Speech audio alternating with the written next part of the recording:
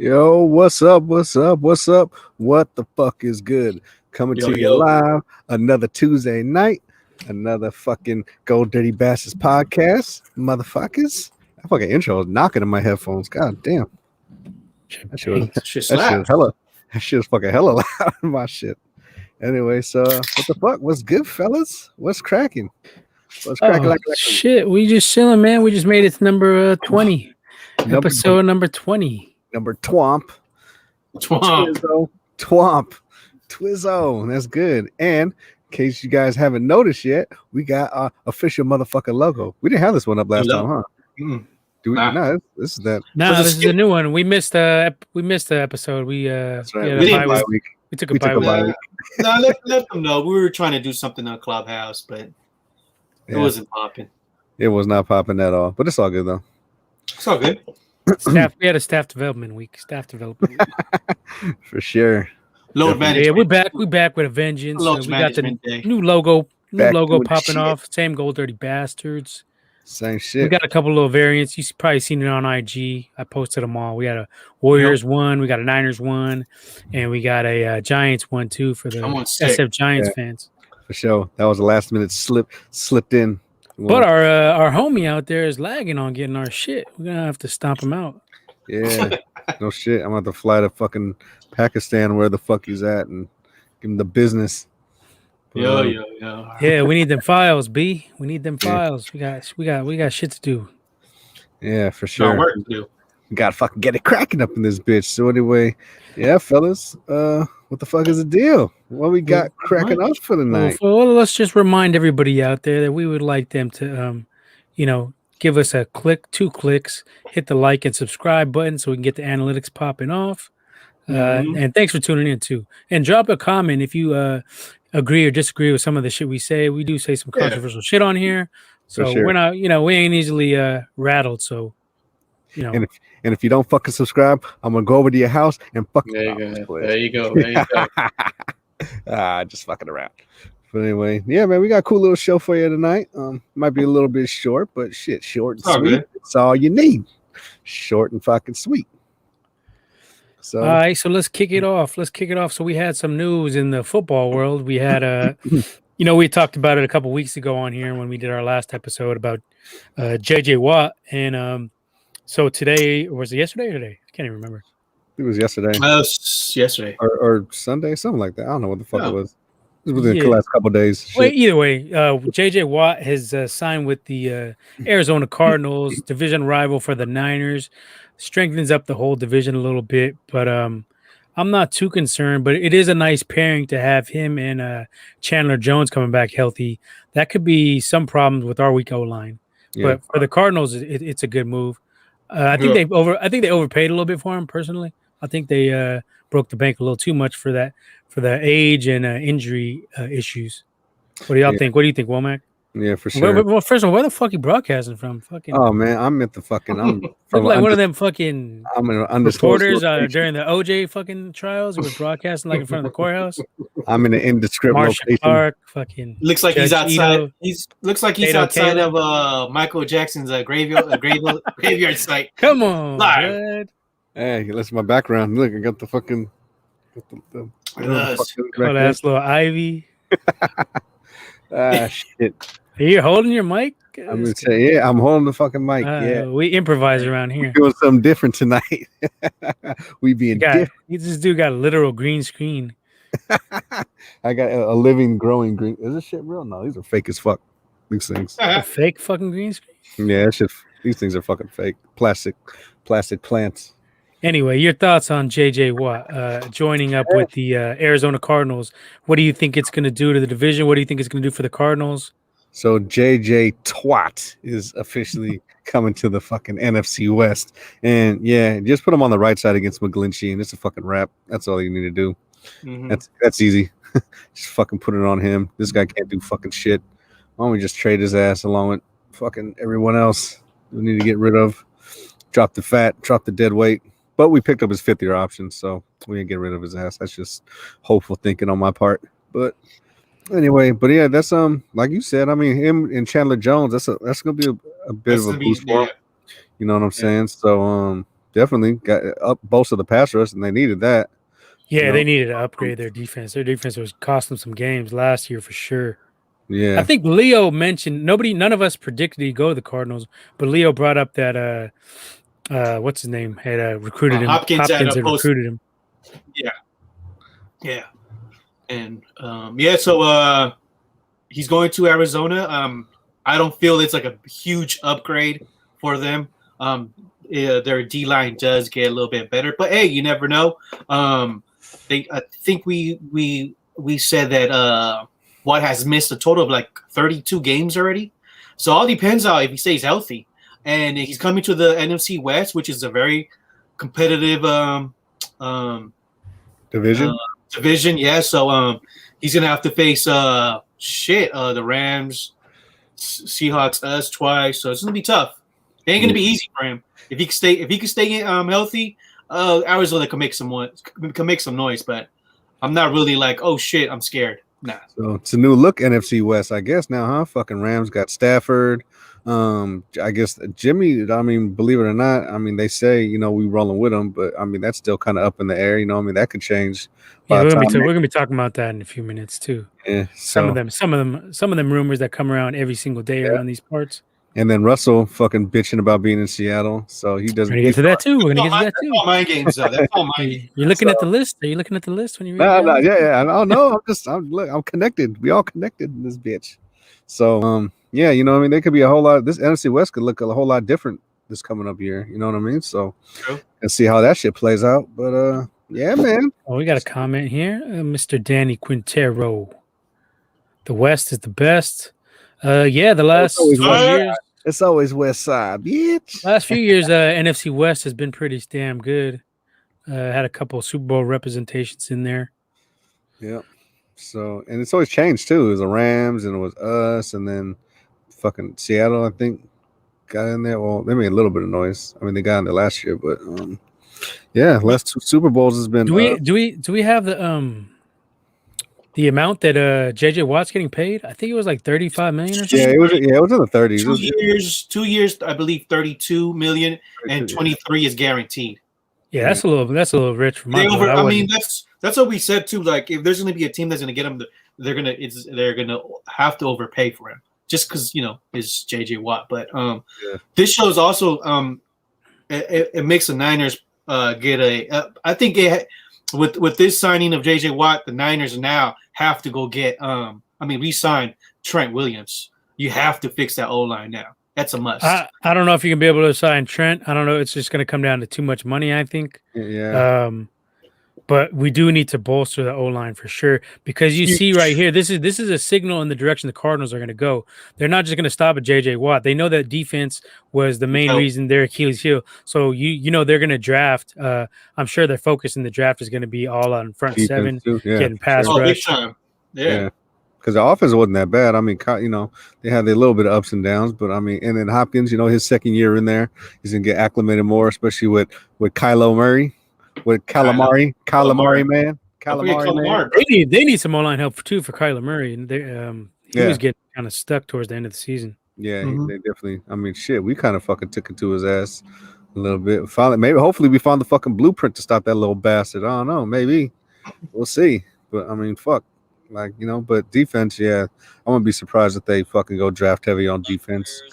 Get them low line, maybe a linebacker, another little linebacker, maybe some secondary and shit, So, they look a little formidable. I mean, if they get the right pieces, they could, like you said, Leo, they can make a little bit of noise. So you still got Buda Baker too, so Buda.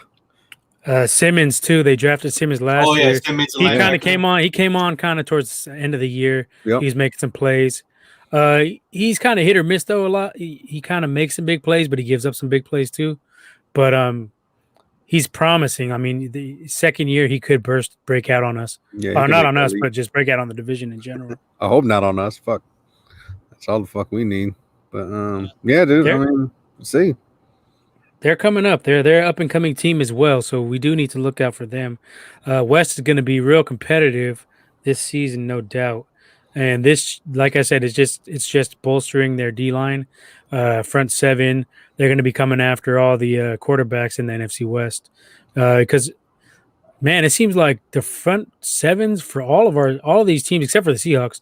So Niners, Rams, and Cardinals now is pretty formidable because Rams they had a top 5 defense if I'm not mistaken. Yeah. Aaron Donald, Leonard Floyd coming on the edge.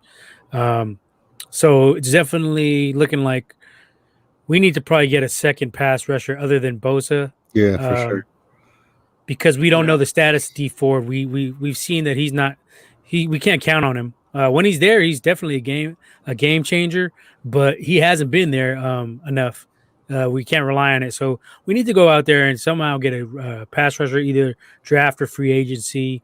And we don't need an every down guy. We can get just a pass rush specialist. You got old veterans who can come in and fill that slot, or you can get a young rookie who isn't an every down kind of a rush, every down kind of defensive end type of dude. You can just go in the draft and get a specialist. So it's not that critical to get an all around guy. We just need a specialist, basically. Yeah, so someone coming in there and just do one thing, just rush the passer. Like what they say, Bill Cowher, fuck say, just rush the passer. I just want winners, man. That's all I want. I just want winners.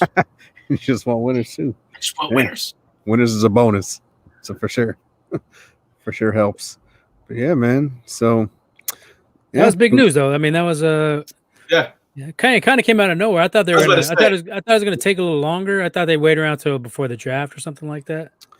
Maybe after that June 1st, that second wave of cuts after June 1st and shit. But yeah, it came early.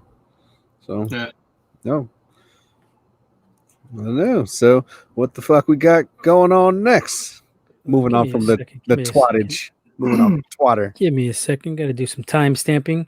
We are going to be doing timestamps in the videos because we had some discussions and we came to the conclusion that we have a lot of topics on this show because we just like to talk a lot of shit about a lot of different stuff. So we wanted to give you guys the opportunity to tune in and just if you want to skim through, get to the shit you like, that's cool. Just it'll be on the YouTube. We're gonna work on that tonight. Get on that shit. We're gonna make you sit all through that bitch. Hey, well, how's that traffic going? Is it going? How's it? Is it clear tonight? How's the traffic out there? Traffic where? No, because you got your mic. Where are you? I gotta get the fucking aerial footage in a minute. You know what I mean? But looking good so far. All right, so the next one up, we got what you had alluded to it earlier. Russelll Wilson wants out of Seattle, and he's pretty damn adamant about getting out of there. It's good news for us. Mm-hmm. I don't think so. I don't think it's mind games. I think he wants out. Yeah, he wants out too. He already has his contract, so it ain't about money. If it was mind games, what would it be about? I heard what's going on. He just wants more input with the team. Supposedly, they're saying that Pete Carroll has too much power. And I read somewhere, I'm not sure how accurate he was, but supposedly Pete Carroll's sons are also in the front office. Yeah, so, he doesn't get along with the sons. Yeah, so that's because he named 3 teams. I think the Cowboys, Bears, who was it? The Raiders. Pretty weak ass fucking teams. I don't know why the hell. Pretty much what they're saying is all right. So Russell's Wilson's agent is. He's the only NFL player agent, and I believe also he's more of a baseball agent. So that pretty much, sense. Yeah. So suppose what I heard, what I was hearing was that they're just trying to play mind games. I think the Seahawks would lose so much money. What was it if he were to get traded? Was it a dead cap space? It was like over like $40 million or something like that. It was high up there. So it makes no sense for him to get traded at all. But if it were to happen, supposedly a top spot would be Dallas. Yeah, fucking weak. Well, yeah, dude. I mean, shit. Supposedly, it's just Pete Carroll just kind of like, he don't really give a fuck about this guy. Supposedly, it's just what it is. You know what I mean? And Russ is supposedly been trying to vow for an O-line because he fucking loves running around. And that's like I keep saying, like, these mobile quarterbacks is cool to, you need mobiles, but I mean, you got to protect these motherfuckers. And you have to. What I mean, this is going on. Yeah. And Russ is, kind of confirming that shit. He's like, dude, give me some fucking protection. I need a line. Like, I can't be running around and doing all this bullshit all the fucking time. Like, I mean? I got to back. I think they're saying that there's a number that he's been getting sacked over more than 40 times the last 4 or 5 seasons. Oh, yeah, he's getting fucked up. Yeah, he's getting fucked up in Seattle. So, but I think it's more mind games though. I don't think he's going nowhere. I don't think so. Yeah, well, with the cap numbers, you're right. He's definitely not going anywhere. That's too much of a cap hit for him. Someone will trade for his ass though. But see, that's the thing. Like, they would have to absorb some of his cap space in order to make the deal go through. Teams wouldn't give a fuck if they had to do that for Russelll Wilson. They wouldn't give a fuck. Like, they'll take I can see a team like the Bears making that move. They're so desperate for a QB, they would probably take on like half of the salary or something to sweeten up the deal. Yeah, because they've been looking for a quarterback forever. Yeah, because the last Bears quarterback since McMahon, fucking Harbaugh, fucking Grossman. That was their last fucking Super Bowl fucking quarterback. Ain't that a bitch? Grossman, shit. Ain't that fucked up? Yeah, for real. Like, I thought the Bears were gonna hit up the Niners for Jimmy G, but I mean that was like somewhat of a rumor, but I don't think it really happened. Still could happen if Jimmy moves, but we're looking like Jimmy's gonna stay put possibly. Yeah, and I kind of thought that all along just because it didn't seem feasible. I mean, look, if you're gonna trade for someone, you got to be like, you were saying Deshaun Watson status or something. You can't just trade Jimmy for another fucking scrub or same caliber. That shit wouldn't even make no sense besides the money. But like this Kirk Cousins shit, like fucking Peter King and fucking Florio and all these goddamn dudes, like just get off fucking Cousins nuts. Acting like Cousins dick hard. Like the broadcaster version of Shanahan just on this guy's dick, dude. Just like leave him alone, dude. Let him be trash in fucking Minnesota. Fuck. But not to veer off subject there, but yeah, it's just you know what I mean? Fucking just Russ is definitely, I think he's serious with that shit though, honestly. I think he wants out, but I don't think the team is gonna let him out. Especially I didn't realize they had such a cap hit. It would have to be something where, like I had just mentioned, the other team has to absorb it. But I think if we're doing percentages, what percentage would you say that Russell stays with the Seahawks this season, Womack? Oh, I say about fucking 80-85%. I don't think. Yeah, I'm with you. I don't think we're going. I don't think he's going. I'll say 75%. He stays. Oh. I'll be happy if he leaves though, because that would probably. But if he does, let's say he does leave. I mean, yeah, he's still gonna. I don't think he's going to the AFC. Probably stay in NFC, but still. Well, that team will plummet. That team will definitely be the bottom feeders of the fucking NFC West. If there's no Russ, like fucking Seahawks wouldn't even be a factor. Honestly, even with DK. Depending on the quarterback, and if they could go up and get a quarterback in the draft. You see, Wilson fell off the second half of the season. He's blaming it on some of the play calling, but I think it was him though. He was making some questionable throws. He didn't look as polished as he did first half of the season.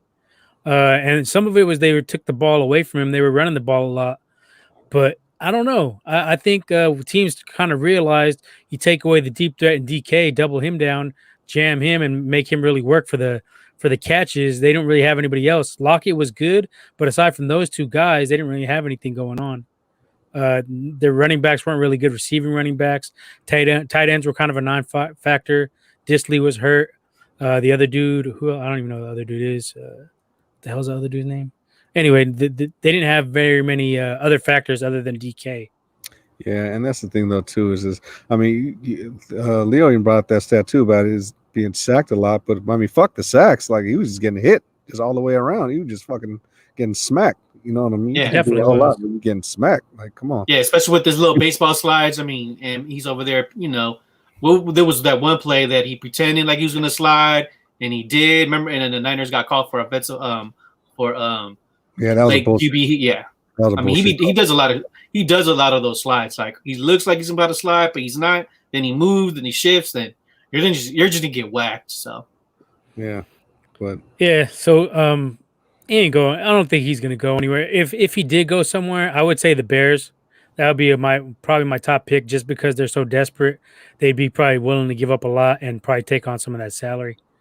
What about you? What do you think would be the top destination for him, Big Leo?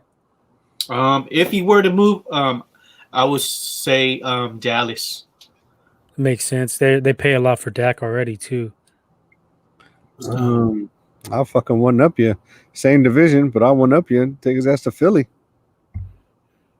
I don't think Philly. I think New York Giants would be more likely. They've been kind of interested. There were some rumors, I think, a year or two back that he wanted to be traded to the Giants. So I think this beef has been brewing for a little while between him and Carroll. And I think he's probably upset because they really don't bolster the O-line. And they really haven't improved the defense much the last couple of years. Since their Super Bowl run, they've kind of fell off, and they haven't really. They're just kind of like doing what the Packers have done to Rodgers, where they're just kind of like putting it all on the QB, like, "Oh, you're going to take us wherever we need to go. We're not going to give you any stars. We're not going to do this. We're not going to do that." So I understand the frustration on Russell's part. I'd probably try to dip out too. Yeah, sure. Send his ass to fucking New York. He's get a number 2 pick out of it. Oh, the Jets. Yeah. I don't think does. He have a trade clause? Do we know? I don't even know. Well, he doesn't. I think I didn't hear anything about him having a trade clause. He may though. I don't think he does. I think if you do trade him, he don't have no say in that shit. I don't think, but I don't know the specifics of his contract. But I don't think he does. We'll look into that. All right. Well, let's move on to some other news. We had some Niner news going on. Another rumor that we mentioned earlier. We're rumored to be interested in trading for Teddy Bridgewater. Now they're talking about, I guess, backup capacity. I guess. I mean, as a backup, yeah, but I don't. Why would you pay him that much money as a backup though? That makes no sense. And I got one name. I want to get mad if they picked up as a backup. Who's that? Alex Smith. Oh, there he goes. Bring back Alex Smith as the backup QB, boy. Yeah, I ain't mad at that. You can get him for cheap. And he's better than Mullins or fucking asshole, whatever the hell his name is. And if Jimmy gets hurt or something, Jimmy's, if you see Jimmy regressing, throw in Alex Smith. Yeah. Just better hope his fucking leg holds up and the shit don't fall off. Trying to do that fucking bootleg. What do you feel about Bridgewater though as a QB, Leo? What do you think he'd be an upgrade? I kind of think personally, I think he's kind of like even with Jimmy. I would say a little bit under. He's more of a check down type dude. We need somebody who can open up the whole field, I think. It could get a little interesting. Let's say Jimmy just is not healthy or regresses, and if you throw Teddy Bridgewater, it'll probably be, I would say, similar, somewhat similar, just a little bit less. But it's a huge upgrade over Bedhart and Mullins. So hard.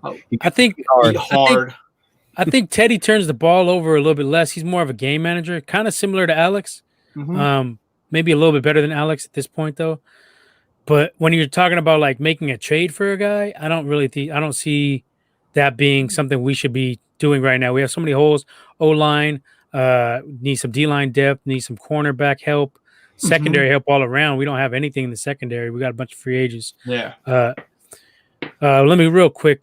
Danny jumped in. Danny Quintero, Fitzmagic for backup. I wouldn't be mad at that either, but I don't know if Fitz would want to go and be backup again after he just left Miami, where he's tired of being the guy that comes in, takes over, and then gets the boot. I think he'd probably be looking for somewhere where he could be a stopgap quarterback for a year, possibly like a Houston or something like that if they move on from Watson. That's been his fucking whole career, though, as being that fucking backup stopgap. Yeah, that's what I'm saying. He's probably tired of that shit. He was blindsided this time. They kind of fucked him over. We fucking been doing that for like 15 years. Fuck, I can get. But honestly, I think he was the better option this time. Tua didn't really do shit. He had that one game, and then Fitz was lighting it up. He fucked us up bad. They were bombing on us. Yeah, and he had some in fantasy football. He was lighting it up. He has numbers. He could definitely score. I don't think we would be interested in him. I think he may be interested in us, but for some reason, I don't think like Shanahan would want him. Shanahan's weird about the guys he wants as QB. He has this weird he likes Cousins, nothing but Cousins.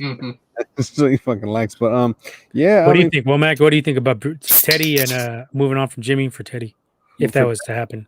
Look, the only thing I like is Teddy is probably a little bit more mobile, and he can get out of probably create a little bit more thing just because he is a little mobile, rolling out and doing. He's had some injuries too, though, if I'm not mistaken. I think he had that knee injury. We'll put him out in Minnesota. Oh, that was there. Because he was balling before that injury. He was right before he was a baller. Oh, you a baller, huh? You a baller? He was a baller. He was a baller. But I mean, backup wise, I wouldn't. I wouldn't be Wouldn't be mad. I Yeah. wouldn't be mad at that, but it's all about what we give up. And like I said, we got so many fucking holes. Like we can't be really giving up too much draft capital for like shit like that. Yeah, like Nip said. Yeah, it doesn't make no sense to trade. It would make sense if he was like a free agent and he came here for like for cheap, but now you're trading draft picks. It doesn't really make that sense. So, it doesn't so make I that heard, sense. I forget where I heard for the source, but it was one of those on IG. It kind of made some sense. It was basically that we're using this as some mind games to get Jimmy to take a pay cut. Basically like saying, putting some pressure on his ass. You make too much money. We could bring him on for less. Move on. So either you take the pay cut or get the fuck out, basically. Well, I heard this shit too. It's just like, look, okay, well, if you're behind Brady, everyone says Brady, oh, Brady's so unselfish. I mean, if you want to be like Brady, do the Brady move. Take less of, resign, take less money to help the team fucking get better in other areas. Yeah, but Brady had a fucking money-making wife who made like $20 million a year or whatever the fuck. Yeah, well, Jimmy got a porn star. She fucking don't make that much. She don't make shit. She make more on fucking OnlyFans than doing porn. She has been. Nah, but yeah, I mean, I don't know. I'm still thinking, but it's weird that just going back to that Fitzmagic shit. You remember fucking early in that season when they yanked him for fucking 2-0? That shit caught us both kind of. I think all of us were like, damn. We're like, what the fuck? What was the point of that? Like, Yeah, the bye week. I remember it was a bye week, and then. Yeah. And I think the first week Tua came out and was balling a little bit, and it looked like that was a smart move. But then you seen in the coming weeks, it was kind of a bad move. They probably would have made the playoffs if they stuck with Fitz. Yeah, maybe, but that was still like strange. It was like, well, why the fuck did they do that like that? Like he didn't do nothing in order to get yanked like that. As a matter of fact, I think it was like after our game, wasn't it, or maybe a game after? Yeah, where he was putting up those numbers. Like he wasn't doing bad. It was just like, oh. Fuck, like this dude's kind of doing it, and then you yank him. It's like, well, all right, that was fucking weird, but yeah, I don't know. I don't know what that move was about. There's rumors that move was about to see what they actually have in Tua because they were going to have a high draft pick this year. They knew they had the Texans pick, so they wanted to see what they have in him early, and so they can make a judgment and decide if they need to get a quarterback. They got more game film to see how Tua is responding in the NFL so far. No, I think that was a dumb move though.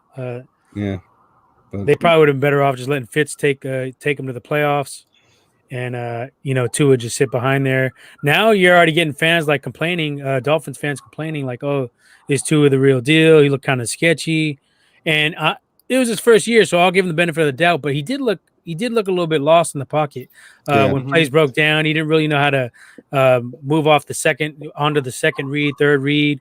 Some of the shit we seen from Cap when he was early in his career where he couldn't really progress. So I don't know. Still early in his career, he may be able to shake that off and grow a little bit. It was only first season, but it was just a questionable, like Womack said, it was definitely questionable. Yeah, for sure. But I don't know. As far as Teddy, I would be mad, but I wouldn't give up nothing for the motherfucker. So that's how I remember you and E Major liked him coming out of college. You guys wanted us to draft him from Louisville. I liked him at Minnesota, yeah, and he was even good at. He was, yeah. With the Mike. And I was on the and me and Leo were on the Jimmy G hypes back then. Yeah, boy, where you? I got his rookie card. Look at you, the fuck! I got this shit.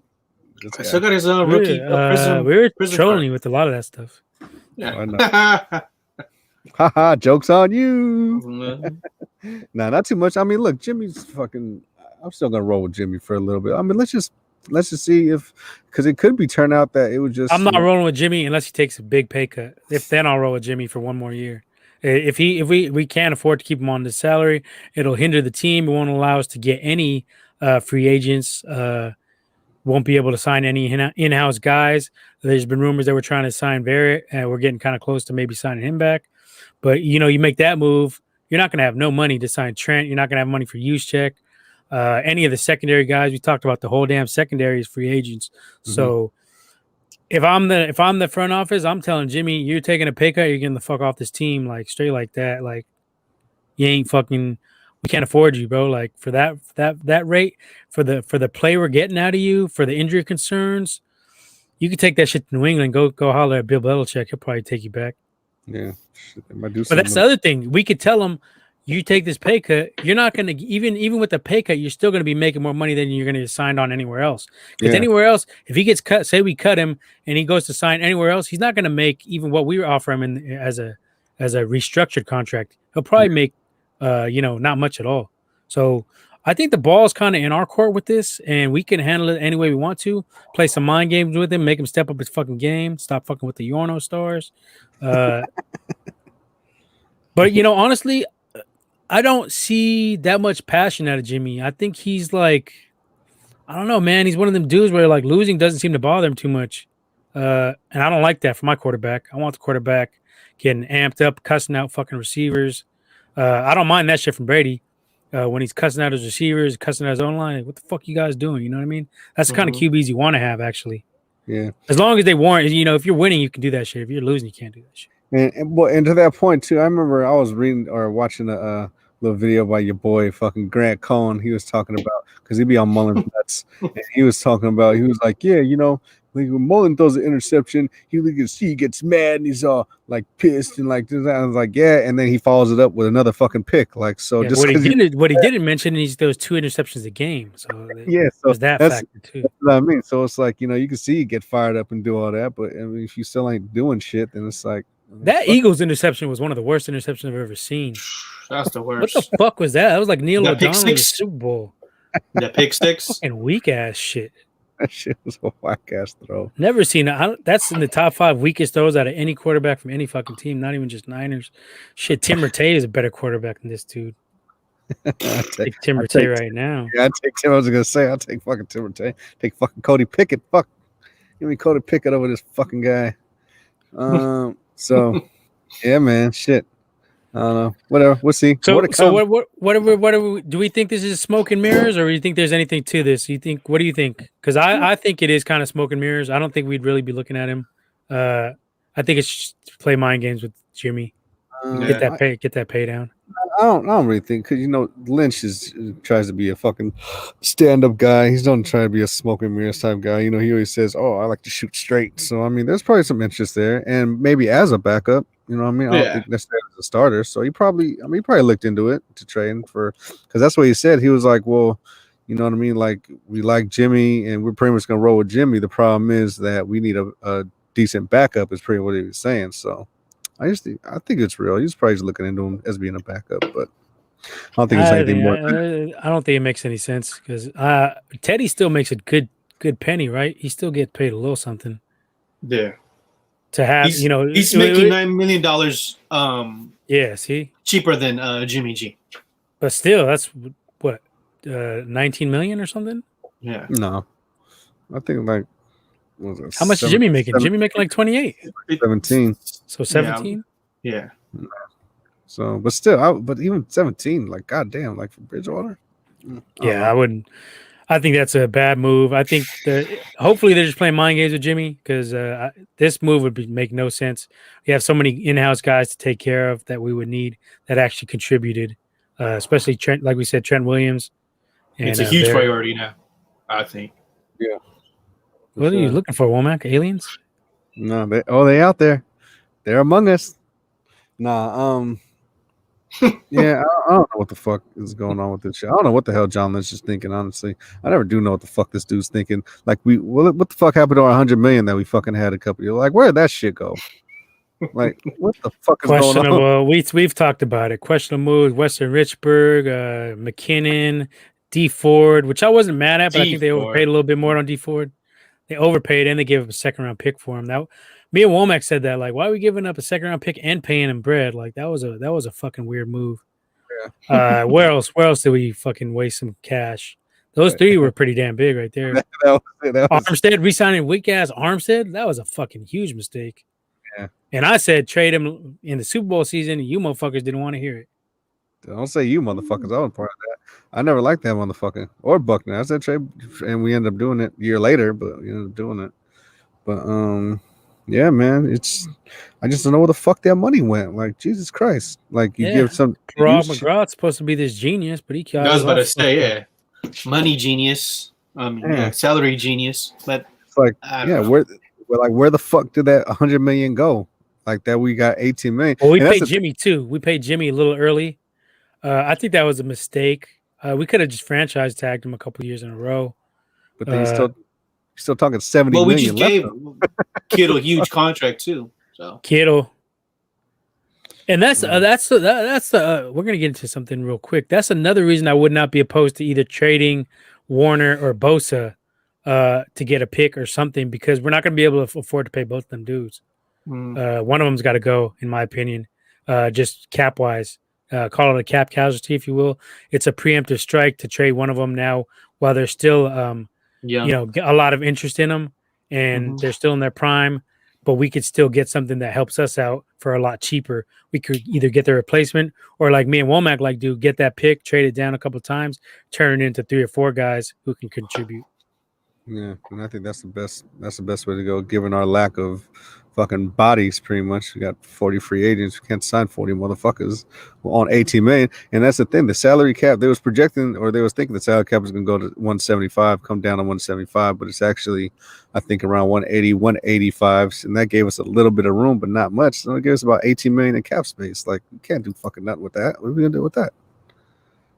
Yeah, no doubt. So, whatever. Fuck it. Let's see how Parag fucking works. His little Paragi fucking magic. Yeah, it's still early. It's early March. You know what I'm saying? So you got plenty of time. We're gonna have coming up. We're gonna have some Niner offseason specials. Probably on the same night, most likely.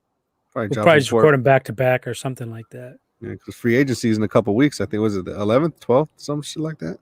Yeah, we got to do some free agent scouting, some rookie draft scouting, all that good stuff. Some mock drafts. We're going to get it all. We're going to have some mock drafts on here.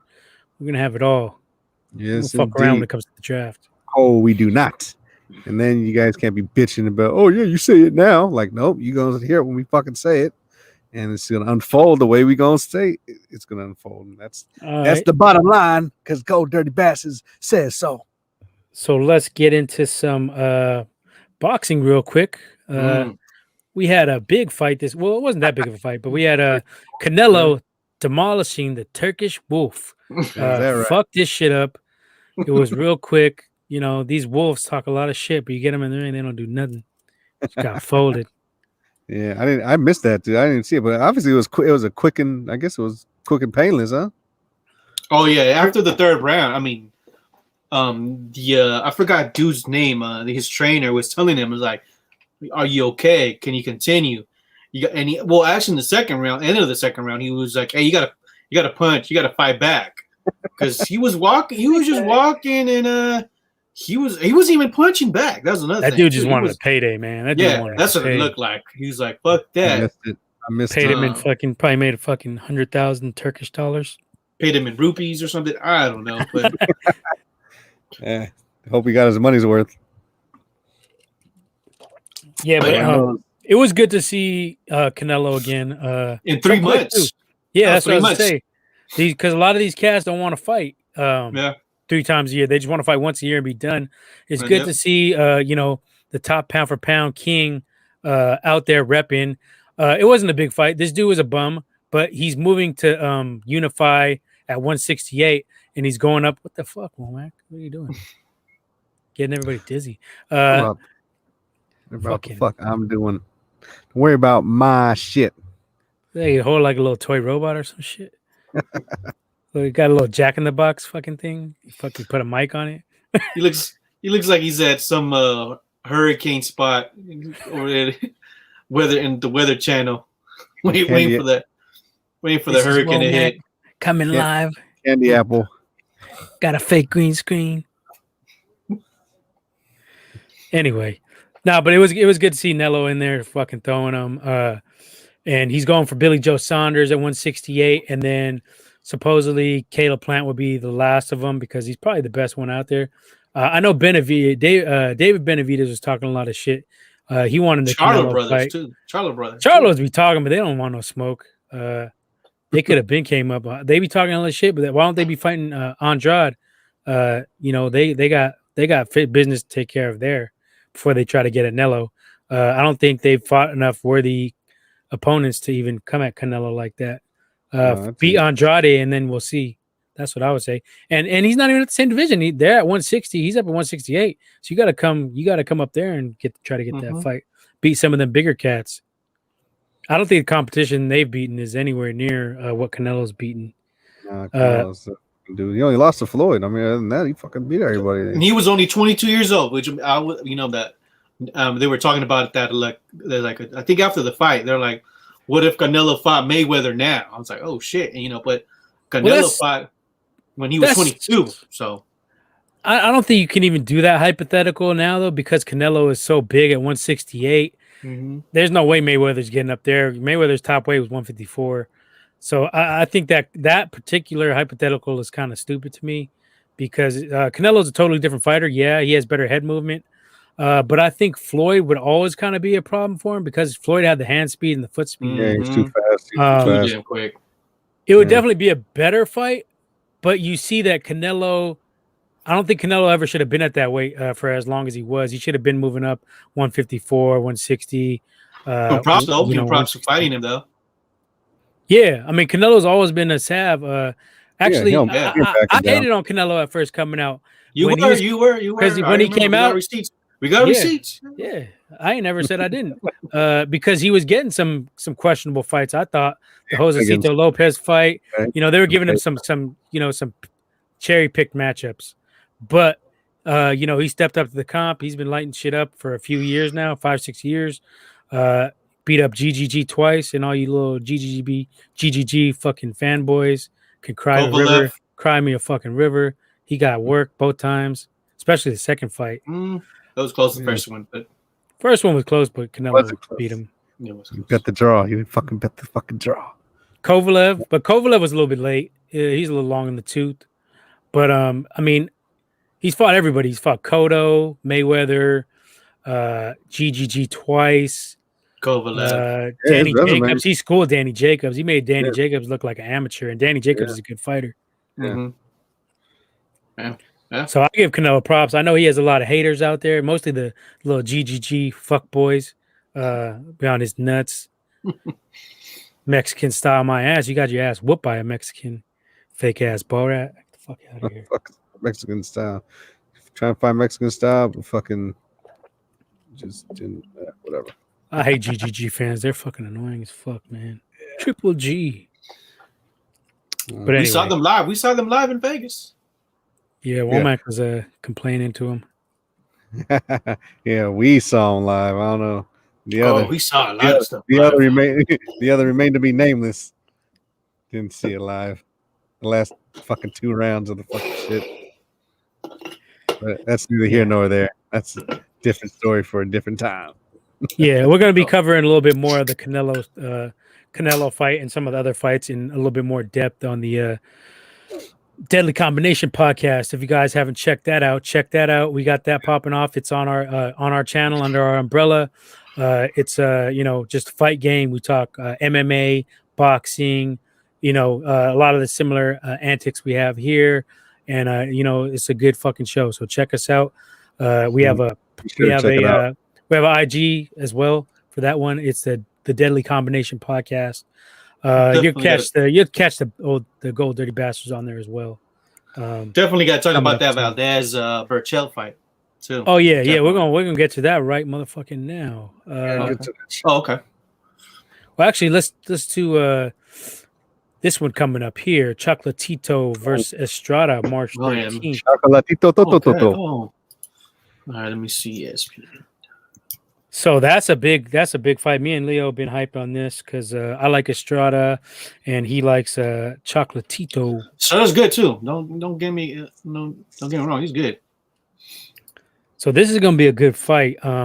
This weight division has some wars. You've had a lot of big battles in that division. The Thai cat, what's his name? Ring something. He fought Chocolatito. Knocked him out once, beat him twice.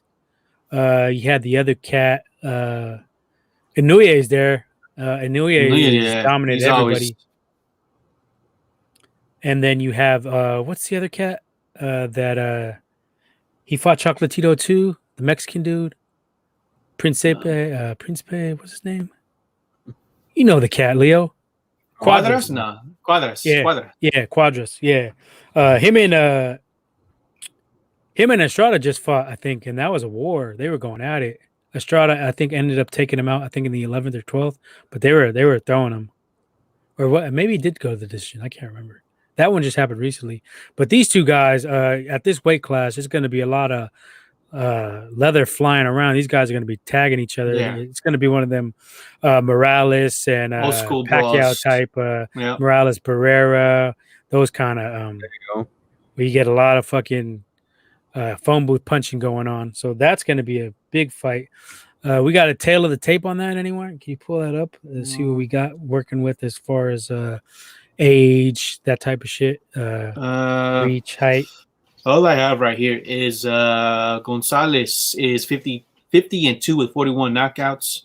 And Estrada is 41-3 with 28 knockouts. And Estrada is ranked number 9. We lost. List. Oh shit! And Glitching. and I'm glitching. I'm back. No, you're good now. You're good now. Okay. Where'd you guys? We What'd didn't you hear guys much. Just go ahead and give us the height and reach and age. Start. Let me see. You got it up? All I got is the records and the last fights. So Chocolatito's at 50-2 with 41 knockouts. Estrada is at 41-3 with 28 knockouts. Estrada is ranked number 9 on ESPN's pound for pound list. Like Nip mentioned, Estrada just came off of a 11-round stoppage over Carlos. It was 11 round. Yeah, I thought that was the case. Carlos Cuadras on October 23rd, and that. So yeah, it's gonna be. It's gonna be ill. I think it's gonna be a good fight. Yeah, and it's gonna be on DAZN. They'll be fighting in Dallas on the 13th. I wonder if there's going to be fans there, right? Texas opened up. We'll talk about that later. Oh, yeah, they just opened they opened up today. So, so as far as height and reach go, we got let's see. Estrada is 5'4" with a 66-inch reach, and Chocolatito is 5'3" with a 64-inch reach. So Estrada has the height and reach on him. And yeah, it's gonna be. I think it's gonna be a pretty damn good fight. Let me pull up the betting odds real quick. I checked it out this morning, but I forgot what it was. I think it was. I want to say Estrada was minus 165. I can pull it up real quick though. Let's see. Yeah, so Estrada is minus 165. So that means you put $100 on Estrada.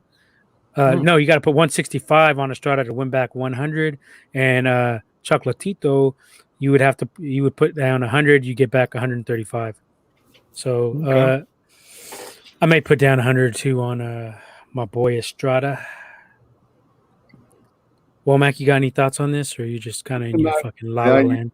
No, I'm just. This is y'all fucking shit. Oh yeah. So let's make it official. So Womack will not be on the deadly combination anytime soon. Yeah, definitely not. When is the next episode? When is the next episode of? We're gonna be dropping that Thursday or Friday. I got to talk to Major, see what he wants to do. But, let me hop. I'll be on that one, so we can talk and make. I'm pretty sure because I know Major trying. I'm sure we talked about a bet. You knew, so I'm down. Oh, you put a bet on that one too? No, I'm just saying we'll place a bet for some bottles. You got paid already? Didn't you have? You got him for a couple, huh? I already got him too. Was it the Baby Goats? Baby Goat. The infamous back-to-back wins. Green Bay and Super Bowl. The infamous Robo-Dope. You haven't got him on a fight though. No, he got me already. I already paid him. Fight. What was it? Shit. What was it? It was for a fight. I don't know which one was it, but he won. Oh, I think it was UFC one, right? Was it UFC? No. It was a fight.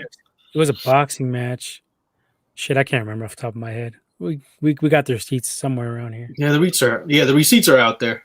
But he got me. He got me once, and I got him twice. All right. We're gonna move on to another boxing. Just real quick, touch on this one, because it happened when we were off. We had the bye week. It was the Berchelt versus Valdez fight. I don't know if both you guys got to see it. I saw it. Yeah, I saw dude get cracked and fucking slept and got dropped. Whatever the fuck you want to say. That's what happened. He got KO'd. That's what happened. Whatever you want to say. He fucking ate that shit too, because there was no crowd. It was pretty much just the venue of just the boxers and trainers. You heard that punch, and he was coming towards. I thought he died. Got Pacquiao. Yeah, died. I was like, oh, for sure, he's going going out of the ring in a stretcher for sure. Night. Ain't seen nothing like that since this guy got folded. You see him down there? That's Pacquiao. When he tried to fuck around with Marquez, he got folded. That's what happens. Hey, Valdez fought a real good fight. Real smart. Pacquiao. High IQ. No, me and E Major both picked Berchelt because he has power and he could throw combos. But Valdez came in with the perfect strategy. Like you said, he boxed smart. He was using the 1-2, a lot of movement. Did his homework. He wasn't staying on the ropes. So Valdez is a pretty damn good boxer, and there's rumors that he's going to be taking on. He wants Shakur Stevenson at 130. So that would be a pretty damn good fight. I got Shakur Stevenson personally. He's already I got Shakur as well. Shakur is on another level, even though he's young. I think he's a prodigy of the sport. Yeah. Sure. I think there was a quick prop bet if Shakur and Valdez fight. I think Shakur was already minus 250 already. Well, yeah. It's just I don't think Valdez is. I mean, look, he's good. I mean, he cracked your boy, but he ain't gonna do that shit to fucking. I mean, he just showed he did his homework. He showed Berchelt's numbers, power punch numbers was high. But defensively, he's a puncher that gets punched a lot. And Valdez did his homework. He knew what he had to do. Basically, just he was pretty much making Berchelt come to him, and then he was just tagging him, and he was quick. His defense was really good, and he just showed that his counter punches were. We're getting him. So, and you can see Berchelt was pretty much out of his zone, out of his when he got clipped, I think it was like the third round. He was fucked up ever since that. He never got his legs underneath him. The whole you could tell he was ready to get dropped. And I give him props too. Berchelt, he went out like a salve, but like you could see that he's not a polished fighter. He wasn't like pushing Valdez around. He looked like the bigger dude. He should have been leaning on him, pushing him. He didn't know how to hold when he got hurt really bad. He didn't know how to hold. That's what I was yelling. I was like, hold him. Try to get him on the ropes. He didn't go to the body as much as he should have. Yeah. And in his past fights, he threw a lot of uppercuts and body shots hooked to the body. I know Valdez was moving, but it didn't seem like he was trying enough.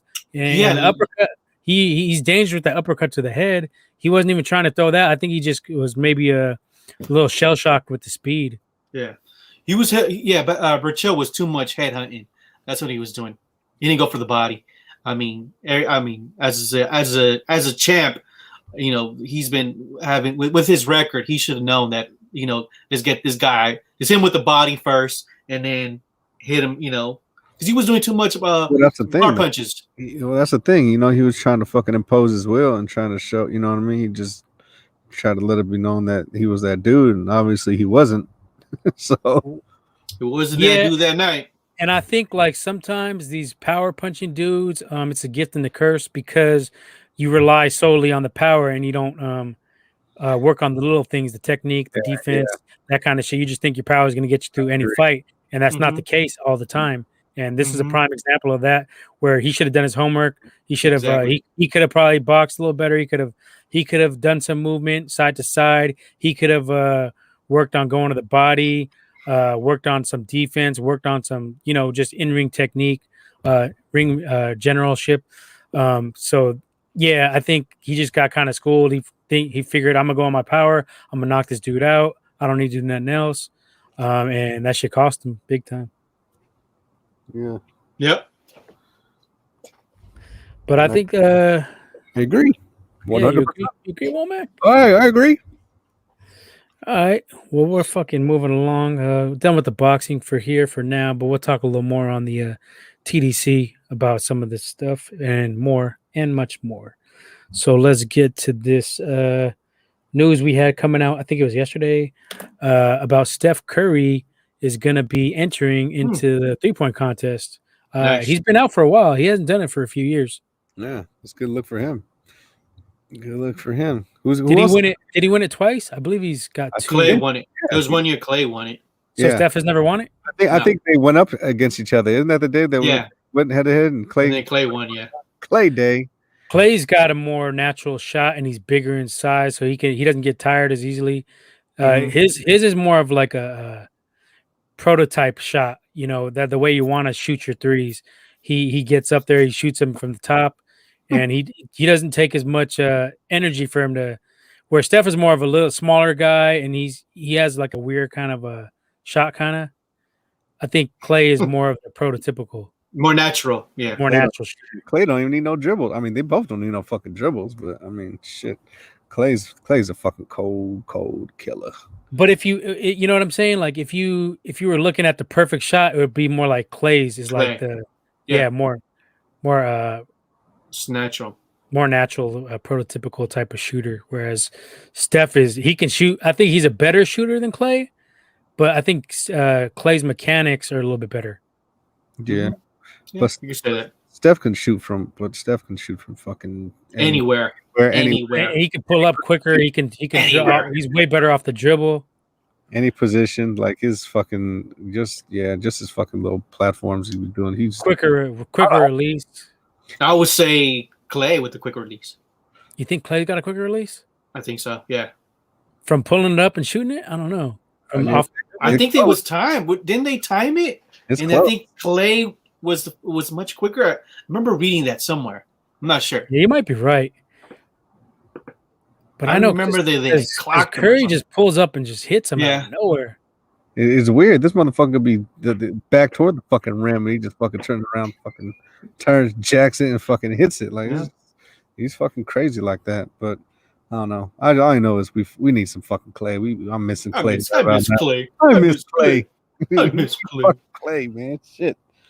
Clay's a sav. Clay is the fucking man, dude. Kinda Clay. That's my boy. Man. That's like my fucking favorite. Everyone knows Steph. Everyone loves Steph. Yeah. You know what I mean? That's a given. But Clay's that's the unsung fucking hero. Straight killer. Clay's unsung hero. Yeah, killer Clay. Clay's fucking clutch. We had a little argument in the off season of who's more clutch. I go with Clay. I think Leo and E Major had Steph. Womack, who you got? You can't be wrong with that, but I don't know. It's just look. It's hard to fucking. I go back to that OKC fucking series with Clay. You know what I mean? It's like Clay bails us out of the fucking some shit. Like, you know what I mean? Clay saves our fucking ass. Steph gets us there, but Clay saves our ass. You know what I mean? I think the finals has a lot to do with it. I think Clay's been more clutch in the conference finals and actual finals, where Steph's had a lot of bad games in some of those finals appearances. Yeah. Game 7 against Cleveland was terrible. Except for them last finals that we lost to the Raptors, fucking Steph showed up fucking on that. He did everything he fucking could, and he showed his ass off on that one. All three of them. Yeah. If Clay didn't get hurt, we get that dub. Yeah, that shit hurt, man. Would have stretched it to Game 7 at least. I know. We watched that. I remember me and Nipper watching that shit when Clay got hurt, and as soon as Hooters, and then as soon as Clay got hurt and they showed the replay, I remember somebody yelling that's a torn ACL. Somebody yelled it. Remember? Yeah, that's a torn ACL. I was like, oh fuck. He was like, yep, tell where he landed. Mm-hmm. And he saved it out, ran to the locker room, came back and shot his free throws. And he played like for after the free throw too. Yeah, he played. Yeah, he got on defense a little bit, and then I was like, "What the fuck is?" That's how adrenaline, basically. Yeah, he's like, "Fuck that shit." Play's cold. But back to this 3-point contest, we got the final. We got the contestants. It's going to be Steph Curry, Boston Celtics guard Jaylen Brown, Celtics forward Jason Tatum, Phoenix Suns guard Devin Booker, Chicago Bulls guard Zach LaVine, and Utah Jazz guard Donovan Mitchell. I don't know. I think there's some better 3-point shooters than those guys. Those are some high. Booker's good. High-profile names. Steph might get that one in the bag. Usually, it's always like Is LaVine that good of a 3-point shooter? I think he's averaging like 30 points. But from three, I don't know. I haven't really watched Mitchell. I don't think Mitchell's that high on there, is he? I don't know what his average is. They're big names, though. That's good. Yeah, it's all big names. Yeah, usually you have guys like, "What the fuck is this?" and they're hella good. So now we don't have any news on the dunk contest yet, right? I haven't heard anything. Well, when you guys put that on the group chat, I didn't even know about Steph being on the 3-point contest. Slipping, Leo Schefter. Busy day at work today. Yeah. Busy day. Let me see if I could pull up the dunk contest. I don't think we have anything on that yet, but I haven't heard anything. Oh, we do. We do. About the NBA. We do. Participants revealed. Let me pull it up here. Give me a second. I got an old computer. So it looks like Anthony Simmons of the Portland Trailblazers, Cassius Stanley of the Indiana Pacers, and Obi Toppin of the New York Knicks are clear for the takeoff. Just 3 people? The fuck? Right. Well, remember they're having the 3-point contest, slam dunk contest, and the All-Star game all in one day. So. Wow, that's fucking weird though. 3 dunkers. COVID. Y'all got COVID. Yeah. Shit, they got more than that for 3-point shooters. I'm pretty sure they ain't trying to have that much players in all in one area too. Because they're playing the All-Star games in Atlanta. And why even have the All-Star game though? That's like but they got hella. They got what, like 6 or 7? They shouldn't have it, but bitch ass LeBron needs to get in there. He's a bitch, dude. He's hurt. He's the face of the NBA, and you won't even fucking do a dunk competition. He's in the flop. That's fine. Oh, you'd never be fucking Jordan. He's in the flop when he does. You'd never go platinum. Yeah, well, start crying and bitching and shit. I like Obi Toppin. Got fouled. Obi Toppin's a sav. He be ripping. But I've never seen the other 2 cats. Cassius Stanley, Womack's Pacers. Yeah. Pacers. Yeah, y'all thought I was fucking crazy. You fucking Pacers fucking weak. Yeah, they right up there. They got Sabonis. Sabonis, like she's legit. 76ers, and I believe they're at the top. So that's I got the Nets. I got the Nets, and you picked the low hanging. No, it wasn't. Fucking nobody was on the Nets. I mean, nobody was on the Sixers. Nobody's on the Sixers. Yeah, I picked the Nets. Sixers had a fucking squad already though, like a decent. They did, squad. But they didn't do shit last year. They got took out hella quick. Nobody had the Sixers. None of you fuckers had the Sixers. What are you talking about? We had a fucking. I'm not a 76er fan. I ain't a Sixers fan either, but we were talking about who we had coming out of the East. I said Sixers. I said Nets. You said Nets. I said Sixers. Womack said Pacers. Pacers and somebody else. I think he said. Yeah. I don't remember. Who did you pick? Who'd you pick? That was his dark horse pick, but he picked somebody else. I can't remember who. The Heat. Ooh, the Heat aren't on that. I said he was going to go back. I think the Heat are playing 500 right now. Heat's looking fucked up now. Yeah. Well, what happens. What do you think of Steph's chances in this 3-point competition? I think he'll probably take it. I think I'm going to put some money on it. I'm going to bet on this. I think that's as good as his. Yeah. He's shooting better than Steph. Come on, man. I think Steph will take this. And for the dunk competition, I don't know the other 2 cats, but I know Toppin. I say Toppin.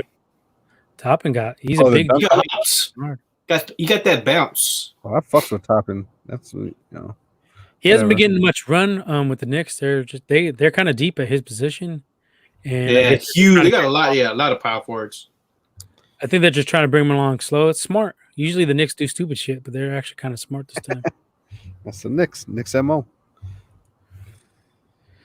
All right, so we're just fucking knocking these topics the fuck out. Yeah, do it. That's what we here for. Take care of fucking business. So we had some crazy news that Texas. God damn it! Hold on, let me fix my pen. Texas is opening up. Mandate. I mean, no mask mandate is over. Oh, is this Corona over? No, but I don't know. Like, I mean, I don't know. Should everyone just fucking get the shit and just run its course? Fucking just prolong. Fucking let the wave hit. You're gonna have hella people dead. That's the problem. That's what people don't understand. They're always like, "Oh, the flu." But the flu is not as contagious as Corona. We've been limiting this shit with the masks and all this shit. You take the masks off, you do all this shit, you're gonna get the hospitals fucked up. And Texas already can't even keep their fucking power on. What the fuck are they thinking? Maybe that cold weather will fucking get rid. Maybe that harp fucking weather will take out inadvertently take out the coronavirus. The snow melted out the COVID over there. They were one of the first ones to open up too, right? I think it was them in Florida. Back up. Yeah. I think this is a big mistake. You got so many variants coming out right now, fucking people up that are supposedly immune to the vaccine. You can catch more than once. That's the thing too. Like everybody's like, "Oh, once you catch it, it's all good." Nah. You can catch it again after that, and the long-term effects that it fucks up people's lungs. It does thickening of the blood. So people think, "Oh, I got it. I'm all good. I'm all good." Yeah, maybe you are, but maybe your fucking mom or your brother or sister won't be. So I think it's kind of stupid personally. Yeah, I'm at risk because I got type 2, and so I'm on the higher risk. So I've been keeping everything cool. I've been staying. It's no joke. Everything. It's no joke. The COVID is no joke. My boy just got it. He said that shit was kind of hard on it. Kind of hard. Hit him hard. The fuck? Womack's fucking. What the fuck? Womack got COVID over there. What the fuck's he doing? Womack, you all right? You want us to call a fucking? Did you fall? You want us to call a veterinarian for you? Did you fall down or something? Should we call a vet? We got a husky down. We got a Siberian husky down. Down goes a Turkish wolf. We got a Santa Clarita werewolf in Oakland. Your mic ain't working, B. We're now reporting live at the terrace. Did they kick you out? of the Marriott Hotel where it is going down right now. They kicked your ass out, huh? I just had to go near a plug. My computer's about to die. If he dies, he dies. He dies. Yeah, so what do you think about this shit, Womack? You think it's too early? I mean, it's been a year, but I mean, just because everybody's done with this shit don't mean this shit's going anywhere. That's the problem. Well, I am here on the scene right now, Nippy, and from the looks of it over here, it looks like it's prevailing. It's okay. Nah, I mean, shit. Look, I mean, I know a lot of people fucking died from this shit, but I mean, out of all the people that fucking got it, like the people that died, there's a lot of more people that fucking survived the shit. So, you know what I mean? It's politics too, man. That's another thing. But some of that is because not everybody got sick at once, and that's why the mask and all that shit worked. If they hadn't done that shit, everybody got fucked up at once, and hella people would have died because they couldn't get no hospital attention, especially the elderly. I still think we should have just fucking been on lockdown for like just when the shit started. We should just fucking been in there to open it up fucking 3 months after the shit, and then you know what I mean. We should have just been fucking locked down for like 5. I want to see those numbers. I want to see the numbers in Texas. Give it a week after St. Patrick's Day. See how those cases are fucked up. Yeah, and that's going to be the big. That's the big. Your big problem because then people are already traveling out of Texas. They're bringing that shit all over the place. Yeah.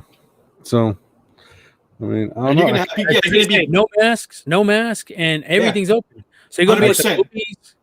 That's what basically they're saying. Yeah, everything's open, 100%. Everything's back to normal. So yeah, but they could just be the guinea pig. I mean, we'll see. But it's just like, when the fuck is this shit gonna end? Like, how the fuck are we gonna know this shit is like ending when all the numbers go down and then another spike happens? Like, how the fuck we gonna know? I mean, ain't no way to tell, but you're gonna be. I take the better safe than sorry approach when it comes to this type of shit. Yeah, same here. You know what? Fuck it. All the strong survive, man. If you fucking If you lost this corona, well, when your parents or your grandparents get that shit, you ain't gonna be popping that shit. Yeah, It's easy to say that shit now, but when them gets it, you ain't gonna be saying that shit. You're gonna be fucking somber as fuck. Mm-hmm. Yeah, well, it's a risk. It's a risk. That's the risk, huh? You're willing to risk your fucking parents and your grandparents? That's the risk to take. Rick. That's the risk to take. No. Nah, that's some idiot shit right there. Nah, I mean, it's just, I don't know. It's no telling, though. I mean, what the fuck are you going to do with this shit? You know, it don't seem like it's going to go away, but these motherfuckers want to act like this shit don't exist now. So, I mean, whatever. We'll see what happens. We'll see how many people die in fucking Texas. Yeah, well, that's what I'm saying, though. But that experiment gonna fuck everything up, though, because all them motherfuckers gonna spread that shit. You're still gonna have people traveling for business, coming to Cali, going to New York, going to Texas. Yeah, going into Texas. It's just fucking ban everything. Just ban everything. Motherfuckers just don't want to wear a fucking mask. What the fuck is the big deal about wearing a mask? I never understood this shit. It ain't a fucking big deal. Put the fucking mask on. Shut the fuck up. You can't make me wear a mask. You can't. Well, what's the big deal? Fucking doctors wear a mask all the fucking time. It's my freedom. It's my freedom. You're infringing on my individual rights to wear and do what I want. Fucking hoe flakes. They some hoe flakes. Like little bitches. Oh, shit. What is the big deal about wearing a mask in a fucking store? You're in there for 10 minutes, take that shit off, go in your car. You're shopping. All right, 20 minutes, take the shit off, go to your car. These people are just fucking stupid. Like, they want to be. That's the thing, though, too. Like, you go out fucking shopping and we're in an enclosed space with motherfuckers that, you know what I mean? I mean, how much could this virus be contained through a fucking mask? Like, well, if two people are wearing the mask, it fucking dramatically affects it. You're not all breathing all that shit. Look, and when I'm in the grocery store, I still fucking keep 10 feet of space. You come up on me, I'm gonna look at you, give you the fucking. It's like it's almost like this though. It's like a mask has as much power of holding the virus in as your underwear from holding the fucking fart in. Like, that shit ain't gonna hold no fucking fart in. Still gonna get out. You still gonna smell it. Like, the mask is no fucking different. The virus is still gonna get through the mask. Kid tonight, I'll tell you that. No, I'm just saying.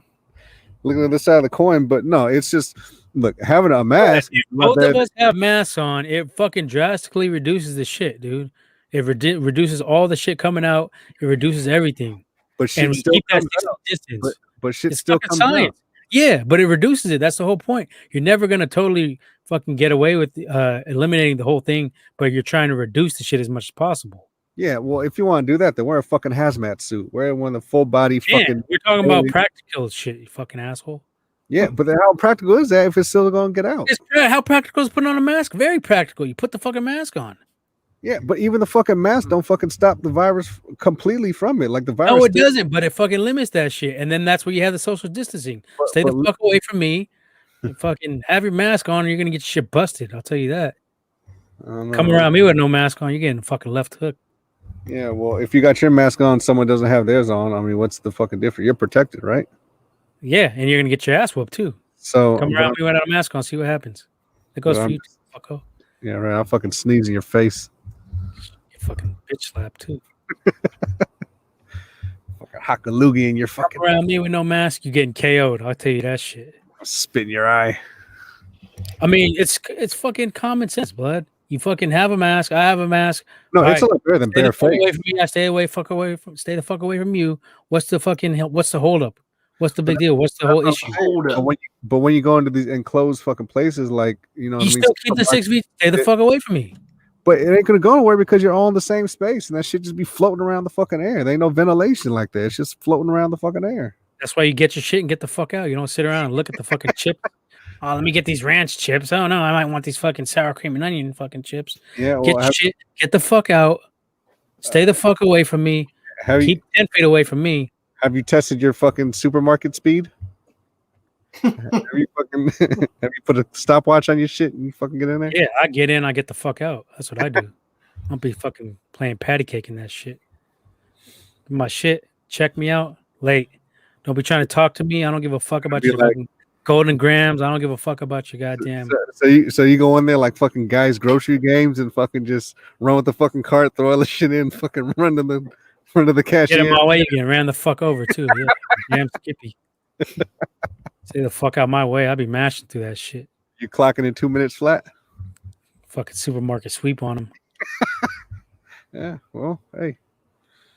I don't fucking around, man. I ain't fucking around with this virus. You want to catch that shit? That's on you. Mm-hmm. Keep that shit away from me, though. Yeah, I mean, I feel you. That mask on, you come around my fucking area. You want to be stupid and be a rebel? All right, do that shit with your fucking weak ass families. Mask on, B. Mask off. Mask off. Because that shit is just too wild, man. Like, represent. Motherfuckers dying, bro. Like, it's not a joke. This shit ain't no fucking. And then they'd be like, "Oh, well, if you want to wear a mask, go ahead." But I'm not gonna. Well, yeah, you are gonna. Well, unless you're in Texas, you can. Look, I wear my mask everywhere besides like right now because nobody's out here and I'm outside, so whatever. But I wear my mask everywhere. Fucking, I wear my shit in the fucking stores. I wear my shit like everywhere I fucking go, and I got the little N95 shit, and I got my backup Spidey fucking mask too. Texas is fucking tripping. Better off with a fucking armadillo as governor. Shit. Yes. Yeah, no shit. So, but that's what it is. It's just, you know, I mean,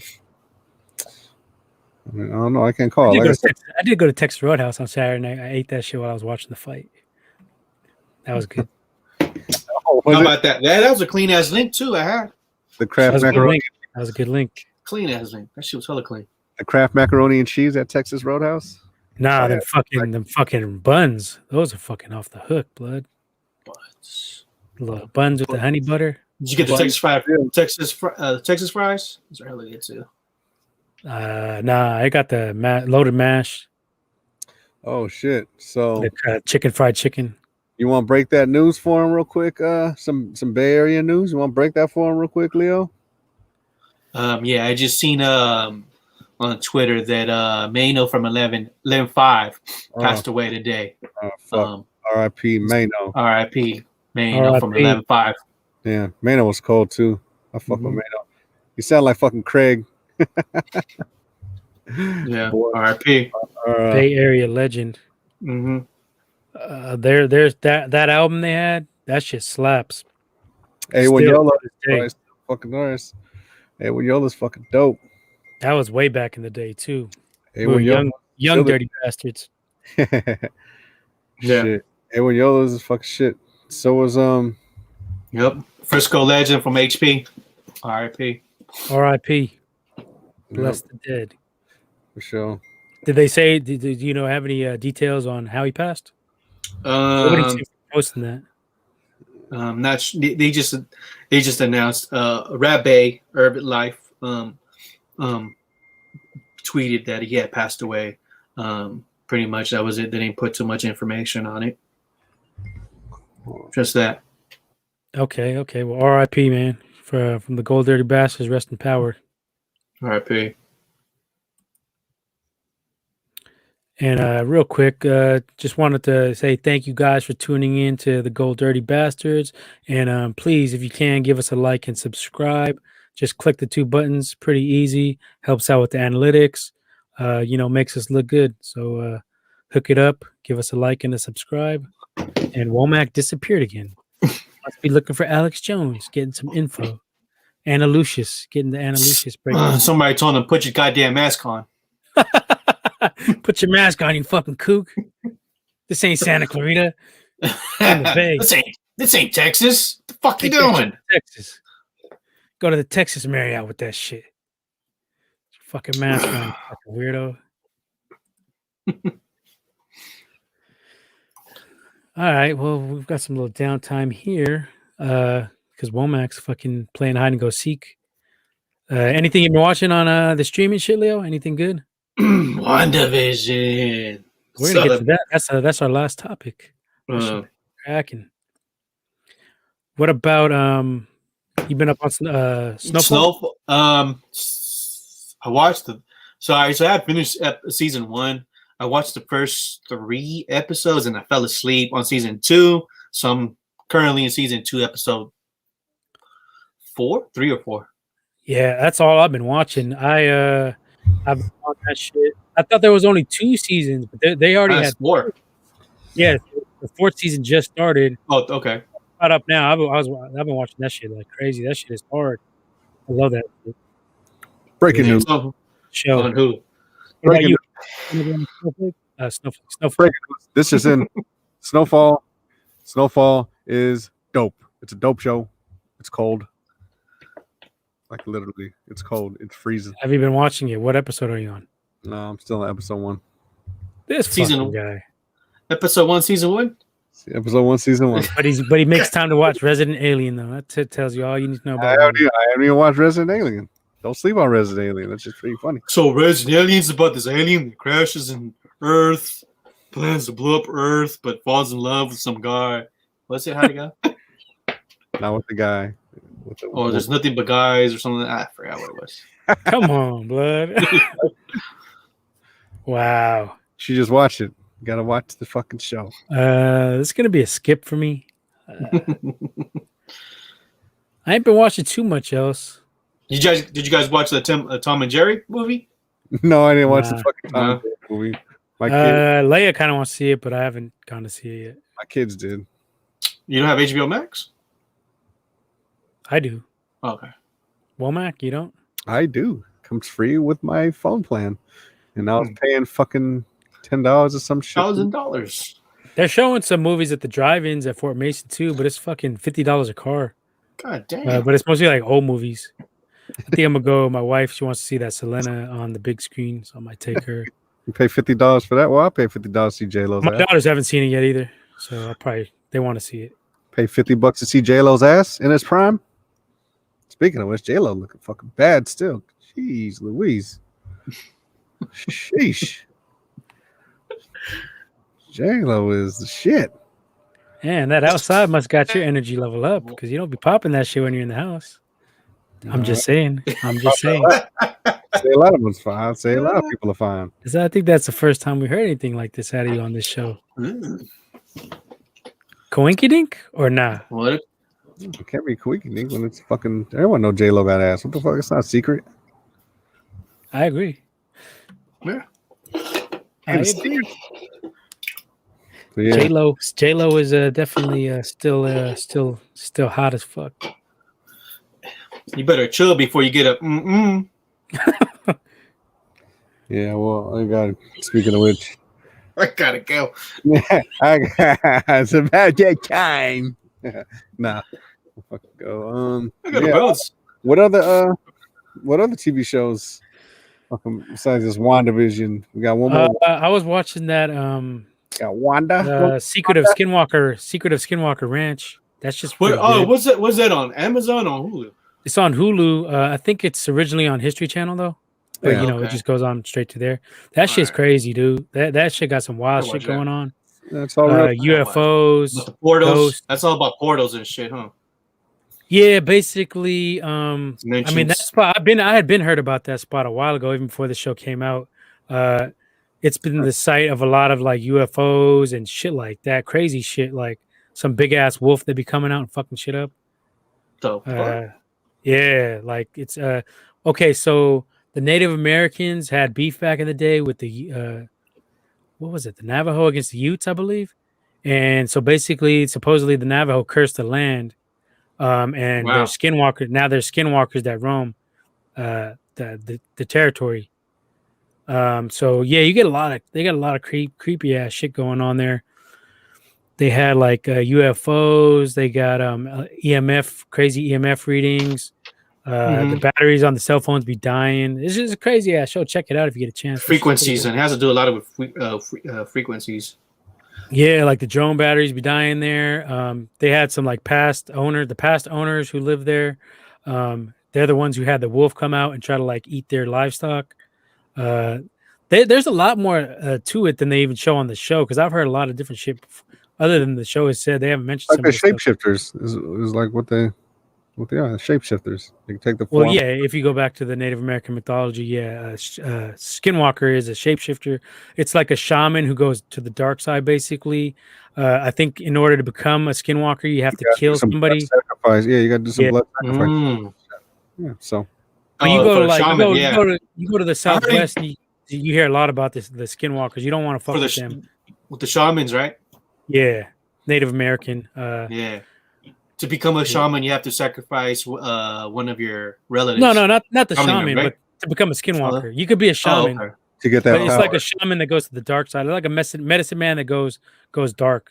goes rogue. Oh, okay, yeah, I got you. Because it's supposed to like give you different powers. It gives you the powers to shapeshift. And there's different ways. The only way to kill them, I think, is to the black magic. Yeah, you have to get a piece of their hair and kill them or some any shit. I forget. I gotta look into that. Set their hair on fire. The fuck? Some shit. It's like some weird ass shit. Look it up real quick if you can. It's just crazy. But they don't talk about too much of the lore. They're just on the show. They're trying to figure out like what's what. They're doing like the EMFs readings and the nothing gonna show with that some radio some night vision shit. They got like some crazy like lights that show off the mesa at night. Well, you could see it through the thermal and the night vision. That episode was kind of crazy. I watched the whole season of that. I think it's on the second season now or something. I tell you what, you want to trip on some shit? We'll put on night vision during the daytime, see what the fuck you see. Let me tell you. You can go blind. Fuck? Yeah, I'll say, well, you would fuck up your eyes, bud. Dude, you don't need like goggles for that fucking shit. Just get a fucking like a camera or something like that. They got night vision on it. Have you ever done this? I don't have a night vision camera. All right, shut the fuck up then. God damn it, this guy. Oh no, you know what I heard is grab that not camera, is that shit that's that makes walls look into a grid or something like that, or the floor. Like you can see sometimes like human figures. Forgot what it was called. Damn. It's like this it's a laser that shoots out like a grid. I forgot. Oh, shit, I got to watch it. I've been watching a lot of this conspiracy theory shit. I've been watching some ancient aliens too. They got some crazy shit on there. And I've been watching that one with Shatner on Hulu. Hulu got all this shit. Cool. The Unexplained with William Shatner. They had an episode about like some underground cities. That shit was kind of many. Like there's a bunch of underground cities. There's one in China. There's like some other cold ass shit back in the day. Denver has one under the airport. Oh, they talked about that too. They talked about the Denver airport having all these tunnels, and there was reports that people were reporting all these tunnels beforehand. They got a whole fucking high speed fucking like they talked about that. Yeah, this whole bitch like they didn't mention all the crazy murals and all the Illuminati shit in there, but they talked about just like as far as the underground tunnels to Cheyenne Mountain, right? That base is right next to there. And it's rumored that Denver is like the place that the politicians will go if something does go down, some major shit in Washington or whatever. That's like they're setting up like that's their like secondary like home base, I guess. Supposedly it's full of bunkers. But next question. We got a comment. AD says, "Uri, what's good? GDBs hit the movies up last night. Little Things was dope. I haven't seen that one yet. It is on HBO cool. Max. Yeah, it was all right. That's with Denzel, right? Yeah, with Denzel, Jared Leto, and dude, I forgot the other dude's name, but he's the one that played I want to say Fred Mercury, the movie. And he's Mr. Robot. Oh yeah, Mr. Robot. Yeah, I forgot the dude's name. It was good movie. I mean, good acting. I didn't like the story. And the ending was like, but good as acting though. I understood the ending. The ending was just more or less like, Yeah. Shut up, because I'm gonna watch it. So chill. It's a good movie though. I mean, it's cool. No spoilers, B. Mm-hmm. Another movie that I just watched was what's it called? Fuck. What's it called? It's on HBO Max too. Is it Judas and the Black Messiah? Oh yeah, yeah. I didn't see that one yet. That was pretty good too. I've seen that. I ain't seen that one yet. Is it dope? It's good. Yeah. I've seen that one shit on Netflix. About that lady's I care a lot or some shit like that. Oh, my girl was watching it. She said it was kind of good. Yeah, that shit was fucking many. They be doing that shit in real life too. Shit's fucked up. That shit is way fucked up. It's about like this. Basically, they take advantage of fucking old people. Like they be making their doctors like sign over fucking like false shit saying that they no longer can like they're capable of caring for themselves, and so they assign these people. No spoilers. No, I'm just telling you that what it is. Okay. What is this called again? What is it? I Care a Lot. I Care a Lot. There's yeah, my girl was watching it. On what streaming service? On Netflix. I don't be watching Netflix, man. They don't got shit on there no more. They got some weak shit. It's more geared to like the next generation. It seems like you got to do a lot of digging on Netflix to get to like good shit. But You got a lot of like corny little shows for teenagers and shit. It seems like to me. Have you watched Money Heist on Netflix? No, I haven't seen that one yet. Watch that. That's just old. Watch Huh? that. That's an older movie, right? It's from like a Like couple 3 years ago. seasons. Yeah, it's 3 seasons, and it was like maybe 4 or 5, maybe 4 years. Who is it? Benicio? No, it ain't Benicio. No, it's from Spain. It's a Spaniard series. Watch it though. Watch that shit's sick. I thought it was that one movie where it had your boy fucking Jax from Sons of Anarchy and like someone else. And they fucking took all this money from this cartel dude, and then they're trying to. Oh, you know what you're talking about, I but haven't seen yeah. that one. Yeah. But definitely check out Money Heist. I kind of want to check out Mayans. I watched the first season. It was all right, but I heard it got kind of better. I don't know. I might give it another chance. Mm-hmm. Yeah. Not really. Skip. What, you watched it? I tried to watch. I think I tried to watch the first 3 episodes, and my girl was watching. My girl ended up watching the whole season, but I was like, "Nah, I'm cool." Well, they're still filming it, so Yeah. you're filming it right where we're filming our shit too, like right across the street. Well, Snowfall. I'm telling you, that's the one. That's the shit Alright. right now. I fuck with it. I fuck with it when I get it. Oh, Ray Donovan's coming back, Womack. They're gonna have a movie. It's a movie.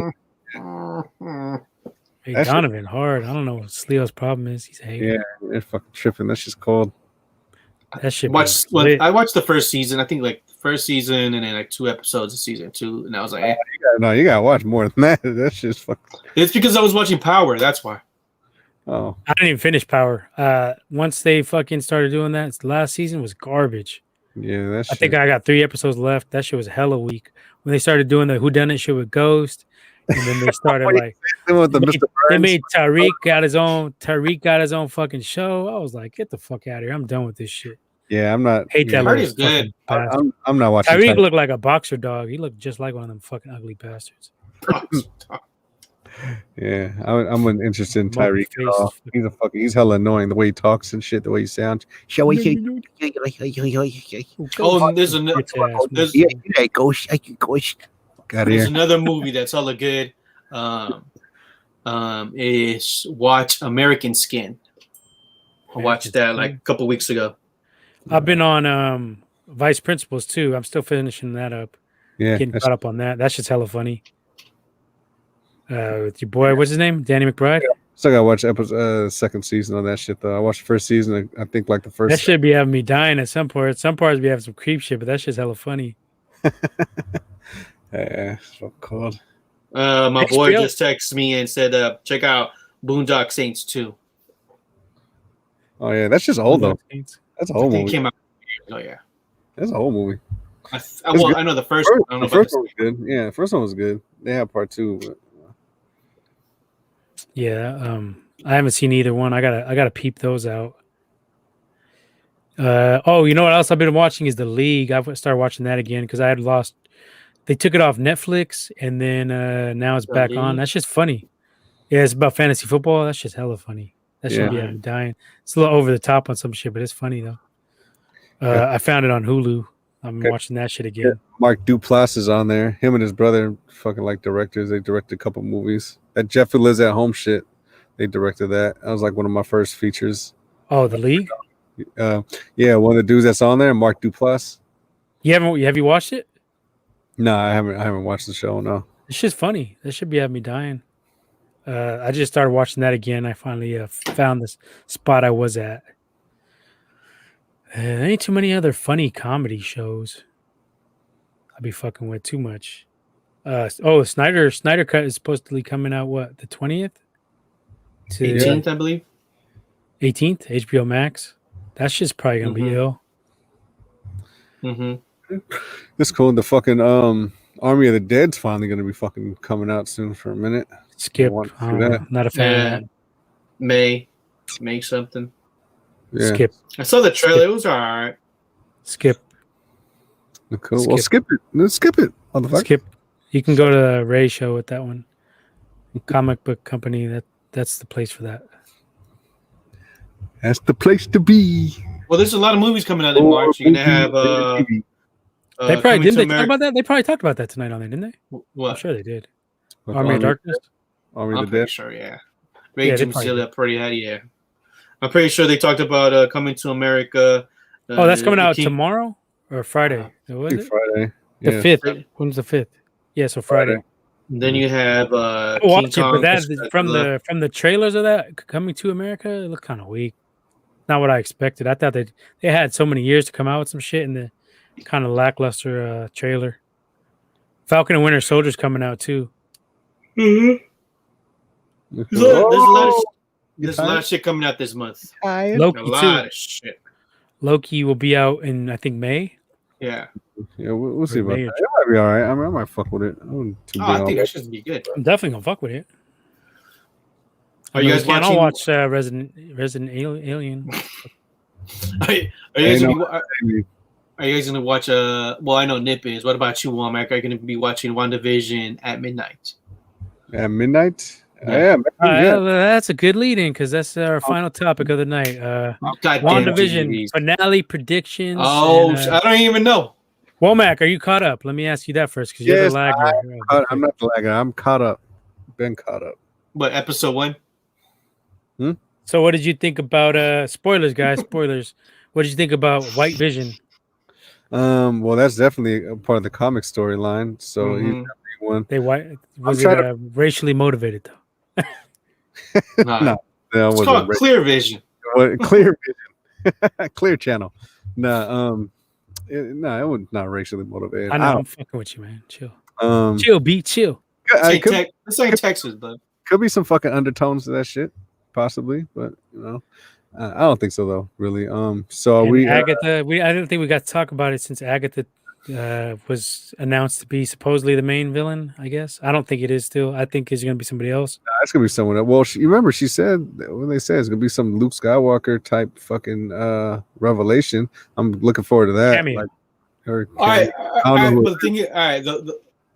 So what's her name? Wanda said that, right? What's her name? Scott, whatever. Mary. No, what's her name? I forgot her real name. Olsen. Elizabeth Olsen. I mean, when she said that, did anybody else say like why did you say that, or do you know what you're even talking about? Because when you're stating that statement, saying, "Oh, we got somebody that type of caliber that's gonna show up like a Luke Skywalker," I'm like, that's my thing. Like anybody, I mean, I believe it because they have so many options though. So like for a Luke Skywalker type presence, you're gonna need somebody either Magneto, Professor X, Deadpool. We talked about it on on the show, on our show, and on the SF Comic Company WandaVisionary show. We talked about that too. So I think those are the type of people you're looking at. But damn, it could be anybody. They have so much source material. I think such a big universe. I would say if I had to bet, I would say Professor X possibly. I think it's Professor X now, or even Deadpool. But I don't see how you tie in Deadpool with that. And Doctor Strange wouldn't be big enough of a big fish to make that mark because you're kind of already expecting it. They're talking about he's leading into Multiverse of Madness already. This is supposed to lead into that. So I think you'd probably be looking at Professor X or possibly Reed Richards, maybe. Yeah, that would be the one. That's what everybody wants. But I just don't know how it would tie into to like Wanda and Scarlet Witch and all that shit. Well, Monica already said that she has a friend that's an aerospace engineer, so that's how Reed Richards would tie in. But that was supposed to be the soldier that was on. No, but they never said that was her. She said the soldier said we're working for somebody else too. They're like we're happy with this, so it still leaves it open for something else. Okay, could be. So then it'll be Richards or Victor Von Doom. Be one of those I don't guys. think Victor Von Doom makes much sense yet because I don't know what you do with him to tie him in. You're just throwing a name out there. So that's what you're doing. Is he an aerospace engineer in the comics? Do you know? Well, I mean, he's a fucking scientist. That's a Doomzilla question. Should get his ass on here. Yeah, I mean, I don't know. What is? But I mean, I don't know. But I mean, how? Okay, so now you got Harkness, and then officially, so she officially got named though.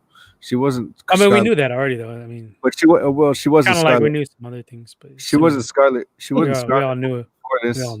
We all knew.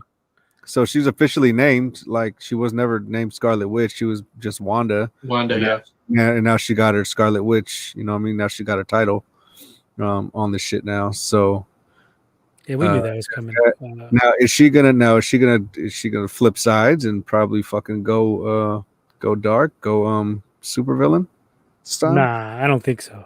Wanda? Yeah. It's possible. I mean, if you look at the source material, the House of M, I guess that's what triggered her, is losing the kids, losing Vision, and then she did kind of go crazy and everything. But I don't think they're gonna go that route. They could. Oh, there! Speak of the devil, and he appears. That's expertise. Great timing. Great timing. I was watching YouTube and I saw, they were talking about Victor Von Doom, and I was like, oh, God damn it, I got to go on. Now I got to go. These motherfuckers. The 30th entrance into the Royal Rumble has appeared. I got to bring some real knowledge to the fucking. No, I want to go back to Womack not wearing his fucking mask and complaining about mask fucking. Yeah, let's go on that real quick. I mean, we always knew he was a Republican, but now he's just showing his true colors. Fuck. I told you I fucking wore my mask. What the fuck are you talking about? Nice room.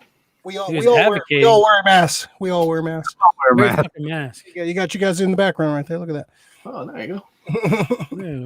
You see Womack's background? He's fucking forest, fake forest. Looks like what was that scene from fucking Signs or some shit? Little aliens gonna pop out. No, the fucking lady in the water or some shit. Look at you. Yeah, just back up into the bush. You're gonna look like that Homer meme. As when his Super Bowl prediction fell through. Looks like he's playing outfield at Wrigley Field and shit. Rob a couple homers. Got the little fucking Harry Carey mic too. Right there. Hey guys, what we're gonna do here? We got Womack at the Grass Field. Grass Field, Grass Valley. Well, we're live here at Wrigley. Smoking fake grass. Grass King. Grass. Oh shit! What the hell? What fucking mic is that? Goddamn, man, you're fucking. It's my snowball. It's like you're like fucking Dick Clark at fucking New Year's Eve. It's my snowball. Shit is cold. Womack has poison ivy. So you guys making fun of my background? He didn't come here for this. Is that what you're doing? That shit look like WandaVision. Hey, look, that shit look like WandaVision. It looks like the WandaVision border coming out of the fucking little background. About to get sucked in. You gotta get turned into a clown. The town werewolf. Fucking. Womack is Vision. Next question. Wanda Womack. Look at that fucking Wanda shit in the fucking. Wanda Womack. Wonder Woman. Oh shit! Damn. I didn't come here for this. I didn't come here for this. Sucked in the TV. That shit is cold, man. Cold turkey. Change that. So you guys were talking Next about question. predictions. You guys were talking about predictions of who's gonna be the aerospace space engineer. Yeah, I'm kind of like leaning towards it not being Reed Richards because that's what everybody wants and everybody's kind of expecting. That's what I just said. Yep. So you think Doom? I don't think Doom either. I think Doom Marvel. Doom can definitely play a role, because he has ties to Wanda and Agatha and like all the magic characters, so he definitely can play a role right now. And Doom's getting in the comic right now. Doom is getting married in the comic, and one of the rumors is it's Wanda in the comic. So they're definitely gonna have some, mind blown. They've had some romantic things before too. Like Doom's been in there. He's like many characters. He's in love with Scarlet Witch, so he's got some feels for the Scarlet Witch. Little incestual fucking going on, or with Doom? Doom's not related. No, sorry, I'm talking Magneto. What's on your mind, buddy? Where are you going, man? What the fuck? I was thinking going on that fucking Pornhub site This too is why much. you need to fucking wear your fucking mask. Or you say weird. Stepmom bang son fucking. I was thinking Magneto. You said Magneto. I thought you was talking about Magneto. I didn't say Magneto. No one said Magneto, bro. Magneto. Oh, he's traumatized. He's Magneto. But he does have a lot of ties in the Magic universe too, and so I think they can bring in Doom, but Doom would like be in another capacity. But he does blur the line from magic and science, so he can definitely play an astro engineer, whatever. But I don't know. Blue Marvel, he's another I don't think that's a big enough name to No. What is he though? What is his deal? I don't know. I've heard the name. He's like he's a Blue Marvel. he's a black gentleman. He's in the comic. He's had more of a major role recently. He's like an old school character. Does he have powers though? What is he, just a scientist? Yeah, I forgot what his powers are, but yeah, he has powers and shit. Yeah, he's like super smart. So yeah, I don't know if that's a big enough name. He's also played a role in the recent Doom storylines too. So, it's Doctor Strange. I think Doctor Strange is going to make an appearance, but they keep on saying that it's going to be a big reveal, like Luke Skywalker. Big reveal, yeah. But who is it? Someone that's already been established though in the fucking, or is it someone that we haven't seen? Like, I think Professor X is a good shout. I think Nip was I said Professor X. Well, one of you assholes said. I said it on Wandavisionaries. Okay, Leo probably tried to copy my shit. still in his material. Yeah, Doctor Strange wouldn't be like that big thing. And then Paul Bettany was interviewed saying that he was he got to work with this actor he wanted to work with ever since he was a kid, or ever since he was young, whatever.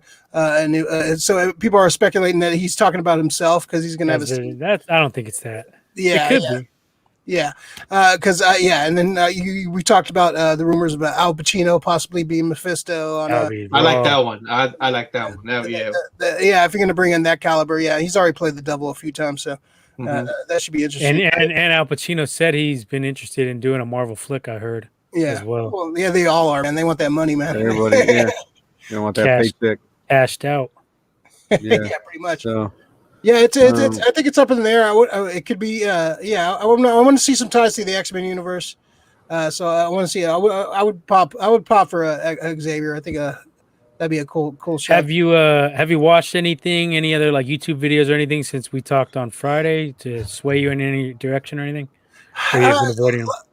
For as far as like the prediction of what's gonna predictions, the theories and shit. I don't know, man. They keep on like I've heard the directors trying to downplay it. It's like people are going to be disappointed with the finale, so kind of like downplay people's expectations because now everybody's on board. Like the beginning, like people are like, oh well, this is meh. Am I into this? Whatever. Now there's like last couple of weeks we've seen trying to log in to watch the show. It's been crashing because everybody's starting to log in at the same time. So everybody's on board now. So there's high expectations for this finale. So, I don't know. I guess they're trying to temper our excitement. Like it's not going to be this mind blowing thing, but we'll see. I'm hoping. I want to see some crazy shit. Well, you're going to see some vision on vision fights. That's pretty dope right there. I mean, you definitely have to see that, right? Oh yeah, we're going to see that for sure. Yeah. Yeah, we're definitely going to see Vision. We're going to see Wanda. And, Wanda's going to kill White Vision. So look at this. Do you think that Wanda is going to be the fucking catalyst for bringing actual mutants into the fucking Marvel universe now because of what she's doing to do you Rambo? Watch WandaVisionaries? No, I didn't watch. I do. Thank you, Leo. Thank you. Local contributor. I don't. Well, they said though they showed in that flashback when she was a kid she had powers. So where did she get those powers? So, but I don't know if they're going towards a magical component on her as opposed to the mutants. But she changed Rambo's DNA, so I mean, obviously she's got to do something with that, and then maybe someone in these town people. But I don't think that was her. I think that was more like the cosmic radiation thing. But that was her. Where do you think it came from? That's where it came from her. No, no doubt, but it wasn't intentional. No, but it was a byproduct of her shit. Like, you know what I'm saying? I think she's mutant, and they're gonna discover there's a shitload of mutants out there.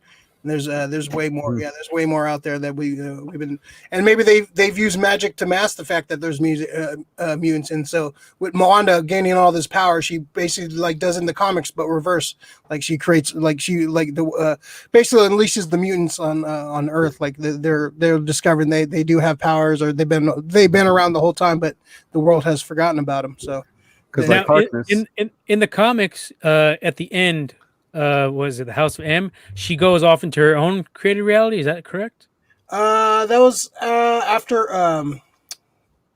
Avengers disassembled. That's when she went crazy, and and then she kind of like went away for a while. And then they discovered her, like Doom discovered her. She was in Latveria, and then after that, she kind of went away, but then she came back again. So I can't remember if she created a reality, but she was she did go away for a minute, and then she did come back, and they kind of retcon a lot of the stuff that happened in that story anyway. So yeah, it's gonna be fucking. I think it's gonna be a fucking great finale.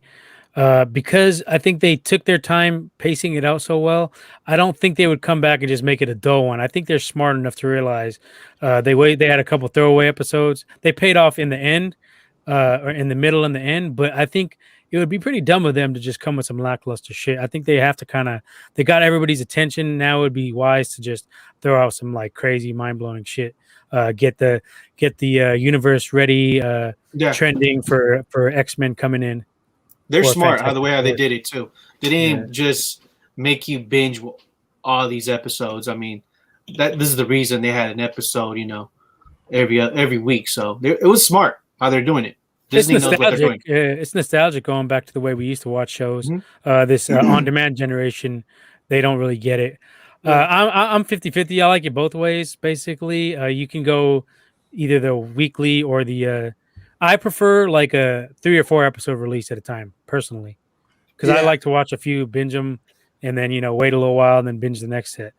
Yeah, it depends on the show for sure. Like some shows you want to watch all the way, but it's so quick nowadays. Like a show comes out on the weekend and like, people forget about it by the next week.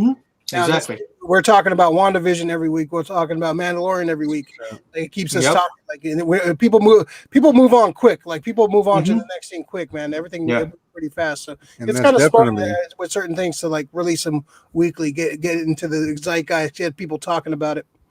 And that's definitely the Disney Plus formula. Obviously, that's the way they're fucking going. Instead of Netflix, which just come out with everything all that fucking once. You know what I mean? So it's two different. Yeah, there was something where that was released like 3 or 4 episodes at a time. What was that? Do you remember? It was something. I think it was on. Also, The Boys, wasn't it?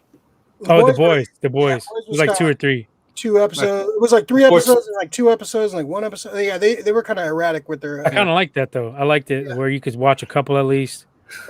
But then you're not making shows like The Visionaries and the Mandalorian. You still could. You gotta time it out differently.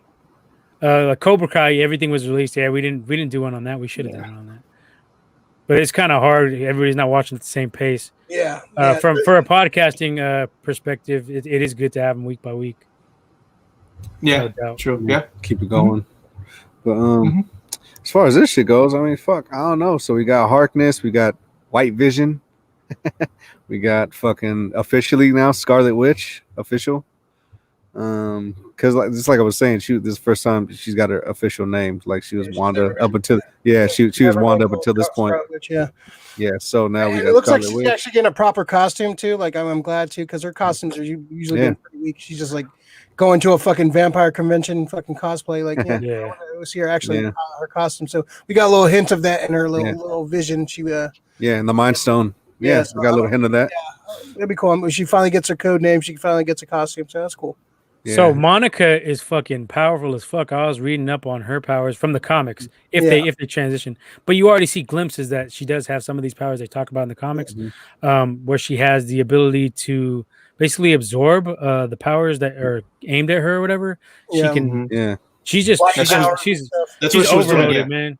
Yeah. She's overloaded. When she learns how to use her powers, she's gonna fuck some shit up. And that's a little bit too that they showed too. She had a little bit of resistance towards Wanda's shit. That's why she was like, yo, like I could fucking help you. She didn't have that effect on her like she did. But that's what I mean. But that's because she passed through that fucking barrier like a couple times where it changed the whole shit up. So that's what I mean. Now, is there anyone within her little new realm of her little reality that may have other shit that's triggered? Like, are there some hidden fucking heroes within that little town? New realm? What the hell? What the hell? Her little reality that she fucking created. Her realm? Realm. Realm. Hey, I don't want to hear nothing fucking calamari. I don't want to fucking hear shit out of you. Okay, that's fucking. Oh man. Will the realm please stand up? The realm. The realm. Yeah, it's like the Kyler Murray. What up? This guy. So but I'm saying though, do you think there's some hidden heroes within this little reality of hers? I don't know about hidden villains. I'd say hidden villains. Yeah, I think there's a or villains. Yeah, either way. I don't think it's either a way. coincidence. They fucking they bought the house like right next to fucking Agatha's house, so I think she was there already. So this might be a town full of like that. You saw the town; it was a mess already. So I think it's a coven, man. I think there's a bunch of witches like in that town. I still say Dottie's Clea from she's Doctor Strange comics. Supposedly, I think the niece of Dormammu. Yes. Dormammu? Yeah, the magic shit is so complicated in the Marvel universe, like the comic book. They're doing a good job of like kind of like watering it down a little bit. Make it, water like streamlining it for sure. Yeah, kind of making it make sense and user friendly for the audience. So that it's smart because it's very complicated. The magic, all the magic. You gotta understand what's going on here. It's very kept. Well, yeah, because they could, if they overpower them, then the whole universe just goes to explaining the magic, and it takes over the whole universe basically. So they got to be kind of smart about it. Yeah, you guys. They've been pretty smart. They were smart with the space stuff, and they were smart. It looks like they're being like I wasn't a big fan of Doctor Strange. I didn't like their use of magic in that. This is more. I like Doctor Strange. Yeah, Doctor Strange was good, man. But he's a comic purist. I mean, from his point of view. Yeah, it's all right. I didn't like the magic shit. I mean, it's the same. His opinion on the Hulk movie. It's because he has more of that comic background. Of course, it's going to be totally different from He's that. a fucking comic Nazi, and you know it. Wow. I'm no Red Skull, sir. Hail Hydra. No, but I mean, if you go look at it from his perspective, he's looking. This is the shit he's been reading for years, and then they kind of, in his opinion, butcher some shit. I feel it. Like Thor Ragnarok. People love Thor Ragnarok. I like that movie. I can't stand that fucking movie. The way they turned that Hulk, the Planet Hulk storyline into like a joke. That was kind of weak. But I like the funny light humor Thor. Yeah, the fact that they incorporated it was fucking like. But that's not that storyline. Both those storylines are not supposed to be jokes. Like the Thor Ragnarok and fucking the Ragnarok storyline. Not a joke. It should be like Lord of the Rings. I was expecting like Lord of the Rings shit, like epic fucking battles, like Norse, mythology going at it, and they turned it into a fucking rock video, which is it was fine. It was funny. Like I found, some of the jokes were funny, but I didn't want a funny, jokey Thor Ragnarok Planet Hulk movie. I want a fucking badass Lord of the Ring epic fucking Thor Ragnarok movie. But they wasn't gonna do that with Hulk. They wasn't gonna. I thought it turned out good. Hulk though. I don't have the. I'm not as into the comics, so I get what you're saying. But for just an MCU, more of an MCU fan, I thought it was pretty good. I thought it was funny. I like the humor. Like the visuals are great. Like the visuals and the fights were cool, but I don't know. It kind of irked me that they just kind of turned those storylines into a kind of a joke, like too jokey for me. Like Thor shouldn't be that jokey, like that humorous, like. And you don't really get to see Odin's true powers in any of the Thor movies either, right? They hint at him, but you don't really get to see him really. You see glimpses of it, but he's super strong, right? He's like top level. That's Thor's daddy. It's his daddy, and that's what he does. Who's your father, and what does he Thor?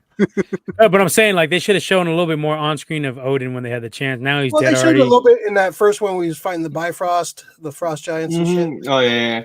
Showed him getting high for a minute, but he's fucking angry. He's just angry most of the time. Yeah, a lot of those first Marvel movies are not good, man. A lot of those fucking Marvel movies it's getting way better. I didn't think they were terrible. They were like which one? They weren't on par with what we got now. The only ones that were consistent were Captain Americas. I thought all the Captain Americas were great. Oh yeah, for sure. Yeah, well, I think we need to do a ranking of the Marvel movies. Have you guys done that on Comic Book Company yet? No, we've been talking about doing like a ranking. Like, it's. I think some of the bastards should be a part of this. It's I don't know. What would you guys top 3 be? It's tough. I got to look at them, but there's so many fucking movies. Endgame, Winter Soldier, and probably Endgame. I think Infinity War. Infinity War. Excuse me. No. Infinity War. Yeah, no, the first one is fucking cold. That's what I meant. Infinity War. Guardians of the Galaxy 1 was pretty damn good. Yeah, that might be my top 3. I would go Winter Soldier, Infinity War, and Guardians. Probably my top 3. Guardians cold. Winter Soldier's awesome. That movie's just Winter Soldier's a straight action film. It's an action throwback action movie, like political intrigue. Like the action's really good. The fucking fight scenes are sick. Like John St. Pierre fight with Captain America in the beginning. That opening scene was fucking awesome. Mhm. Yeah, that's my favorite one. That's probably my favorite. Spider-Man Homecoming was good. I liked the first one. First one's good. They're both good. They're both really The second good. one was okay. I wasn't a huge fan of the second one. Yeah, I dug this. I like Mysterio. I'm a big Mysterio fan, so I dug it. That was good. I watched it again, and yeah. I just watched it. Yeah, a couple weeks ago. Yeah, I'm trying to rewatch a bunch of the Marvel movies, trying to get Another movie that I tend to watch a lot is that I think it gets better and better every time I watch it is Civil War. Yeah, I watched that the other day, but I don't like Zemo though. The story, I like the only problem I have with Civil War, kind of like the last battle kind of trails off. Like you get that epic airport scene, and then you go to the battle in the last like battle. I don't know, kind of like loses some of its steam. Like it should have been.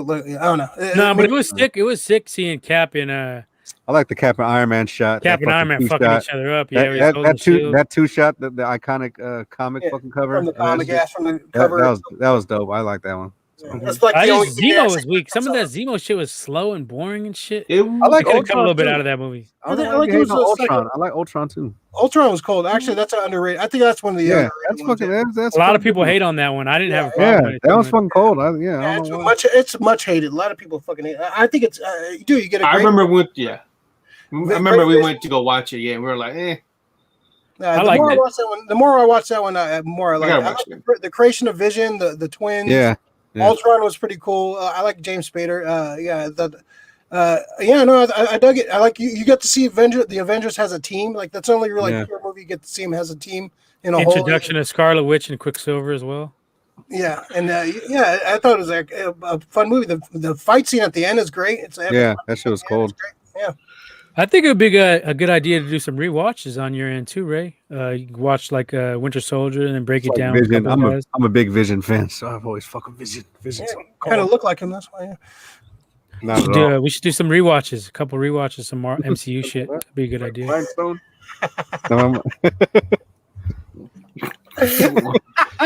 The Mind Stone right there. Got the Lum Stone. He's got the Lummy Stone. Come on, man. Oh my god! Look at that. Woman got that Tory Lanez the fucking. Where the fuck are you at? First of all, look at the Marriott. I'm at the Marriott. He's in Oakland. The town. Oh shit! They're about to boot you out of there. He's so close yet so far. Yeah, he must look like a creep outside. Just on his he's just got his headphones on. No mask. I'm reporting the fucking GDB news. Put your fucking mask on, son. GDB news. All right. Well, anyway, circle back to some of this WandaVision shit. What's your prediction? Womack? What do you think is gonna happen in this finale? Holy shit! It's a cut. Oh, it's a cut. Well, someone said I just don't know if there's gonna be an overload of shit. Just like I said, you got White Vision, you got Harkness, and then you got fucking Scarlet Witch officially. Like, who else is? Who are you picking for a villain, or are you sticking with Agatha being the main villain? No, I think there's gonna be another one because you can't drag her out in the second season. You have to tease someone else. Who are you picking? Who is it? I don't think it's gonna be Mephisto. I think they're probably gonna hold up on Mephisto. I think Wanda's gonna be. I think Agatha's gonna be helping her. I think honestly, I think it's gonna be Wanda. I think Wanda's probably gonna be she's gonna turn and she's gonna be villain, and they have to take Avengers and try and get at her ass. And that's my final answer. All right, Leo. Next question. I think it's gonna come down who Hayward really is. It's possible they could be Mephisto. They said Ultron too is another rumor. I heard that one. I heard. Like the White Vision is Ultron. Like he's gonna fucking reveal himself to be Ultron. So I think it's gonna come down who Hayward really is. I've also heard rumors that he's a Skrull. Another one is it could be Mephisto, or he's gonna be somebody else from the X-Men that's gonna pop up. I think he's somebody else. What if he's Mystique? I was about to say Mystique, or who's the other guy that? They're going there yet. How? Why wouldn't they? They could. The rumors that Mystique might play a role in Captain Marvel 2, and Rambeau's going to be in Captain Marvel 2. So, well, because this is the thing, like Rogue was supposed to be the first X-Men to show up in the MCU, and they flipped that shit when they. That's what it was. The rumor was that she was going to show up in Captain Marvel 2. Yeah, that's how she was supposed to be the first X-Men in, but they changed that because they brought in the other Quicksilver. So I don't know what the fuck they're doing. We don't even know that's him. Yeah. So they got the same dude playing the same character. Like, come on, shit! There's a big ass multiverse, dude. Yeah, that could be a wink to the fans. That could be like nothing. Like, they haven't really said it's that's the Quicksilver from the X-Men universe. It's just but still, how are you gonna bring in the same actor to play this? It's pretty much the same. Mind games. Mind games or speculation. Yeah. Man, come on. They knew exactly. It might not be that Quicksilver, but it's a version of the Quicksilver with the same actor from the X-Men. Like, come on. Yeah. What the fuck? I know. It's a multiverse, dude. No one's contesting that. Yeah. And then So yeah, that's what I think is going to happen. Is we're going to find out who Hayward really is. It's going to be either Mephisto or a Skrull. That's another thing too. I was thinking like maybe it's Mystique, maybe or who's the other guy that was on X-Men that could he's not multiple, not multiple, man. Just another dickhead. Was it Mastermind? Yeah, the one that could manipulate he's the one that manipulated Jean Grey when she was turned into Phoenix. Yeah. Who's the other one from the cartoon too? Remember he could turn into somebody. Oh, you go what? Oh, that's Morph. Morph. Nah, he's make believe though. I mean, well, not make believe, but he's for the cartoon only. Was he? Kind of he made a real appearance. No, there was after the cartoon though, right? His name was the cartoon. No. After the cartoon, Morph appeared though, right? No. Before. Would you shut up? One of the early issues, what was his name? Changeling, I think he was. Yeah. Okay. It was kind of like him, but it's not Morph officially though. Well, he wasn't called Morph until Age of Apocalypse. Based on Morph. No, okay. That's what I was thinking. Morph was based on that character, Changeling. Yeah, so that's what I was thinking, and then the special cameo is gonna be Professor X. He shows up. That's what I think. I'm leaning towards Professor X as well. And I'm sticking with my Mephisto. I've been saying Mephisto the whole fucking season. I think that when Dottie said "Devil's in the Details," whatever the fuck, that's not the only place he's in. I think that has some significance. Because you need some big time villains for this next phase. I think Mephisto makes a lot of sense because he can do so much shit. He has so much powers, and he could be the behind the scenes kind of guy, and he can team up with other villains. So I think he fits the mold for a prime phase 4 introductory villain. But we'll see Friday night. Yeah, I want Reed Richards. Like I'm hoping to see Reed Richards. Yeah, I do too. I don't think it's going to be. I would love to see any kind of Fantastic Four like mention or any X-Men stuff. But I don't think we're going to get that. I think it's going to be something different. I think we're still going to get Mephisto. I wouldn't be surprised Hayward's Mephisto or a Skrull would be make sense too. Yeah, there's so many. That's the best thing about the show. So much shit. So many theories, so many ways you can go with this. I think Agatha's going to turn out to be like trying to help her. I think Agatha's going to be the one she's going to train her, and that's going to kind of lead into Doctor Strange too. Like Wanda's got the more control of these powers, so she's going to be a big time player in the magic community, and this could definitely lead to some other stuff. I don't know. It's unpredictable, so I don't want to. We're going to speculate and then build this, head canon, but I'm just ready for a good time. I think it's going to be an epic finale. Well, and she's a Nexus being as well, right? They kind of hinted at that with the commercial. So Wanda basically is the same in all multiverses. Yeah, she's the same. Yeah, she's basically constant. Like, there's a few. She's not the only one, but there's a couple of them. Yeah. But there's others like where there's the same in every universe. So they're like across platform. And that's the thing though too, like especially like with Harkness, she might be manipulating Wanda to get another thing because that's the whole reason why she put it through all those doors of memory. She wanted to see what exactly it was how she was triggered in order to do all that shit to make that little reality of hers because Agatha can't do that. You know what I mean? That she was like, how did you do that shit? Like, what is it that you fucking did? So she tried to kind of recreate the conditions. So they did a good job of not because it can go either way. You can go either way. So they're doing a good job of writing and keeping shit like keeping us on our toes. Hell yeah. But then also, that little stress though, that's another sign of mutant shit, right? Is that fucking trauma, that certain stress that kind of triggers, your shit. During So puberty, like you get trauma, stressed, and so that's why that flashback is like important. Like that could be like her that she had powers already. So and they're the only two that survived the experiments because probably they were the only two mutants that were tested. So they survived the fucking stone.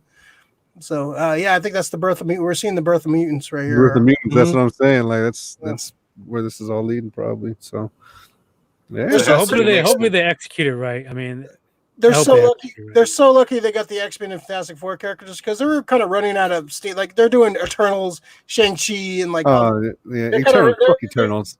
Yeah, they're kind of running out of fucking things to do. Like they're so lucky they got X-Men and the Fantastic. This is gonna like help them like do another 20 years of movies.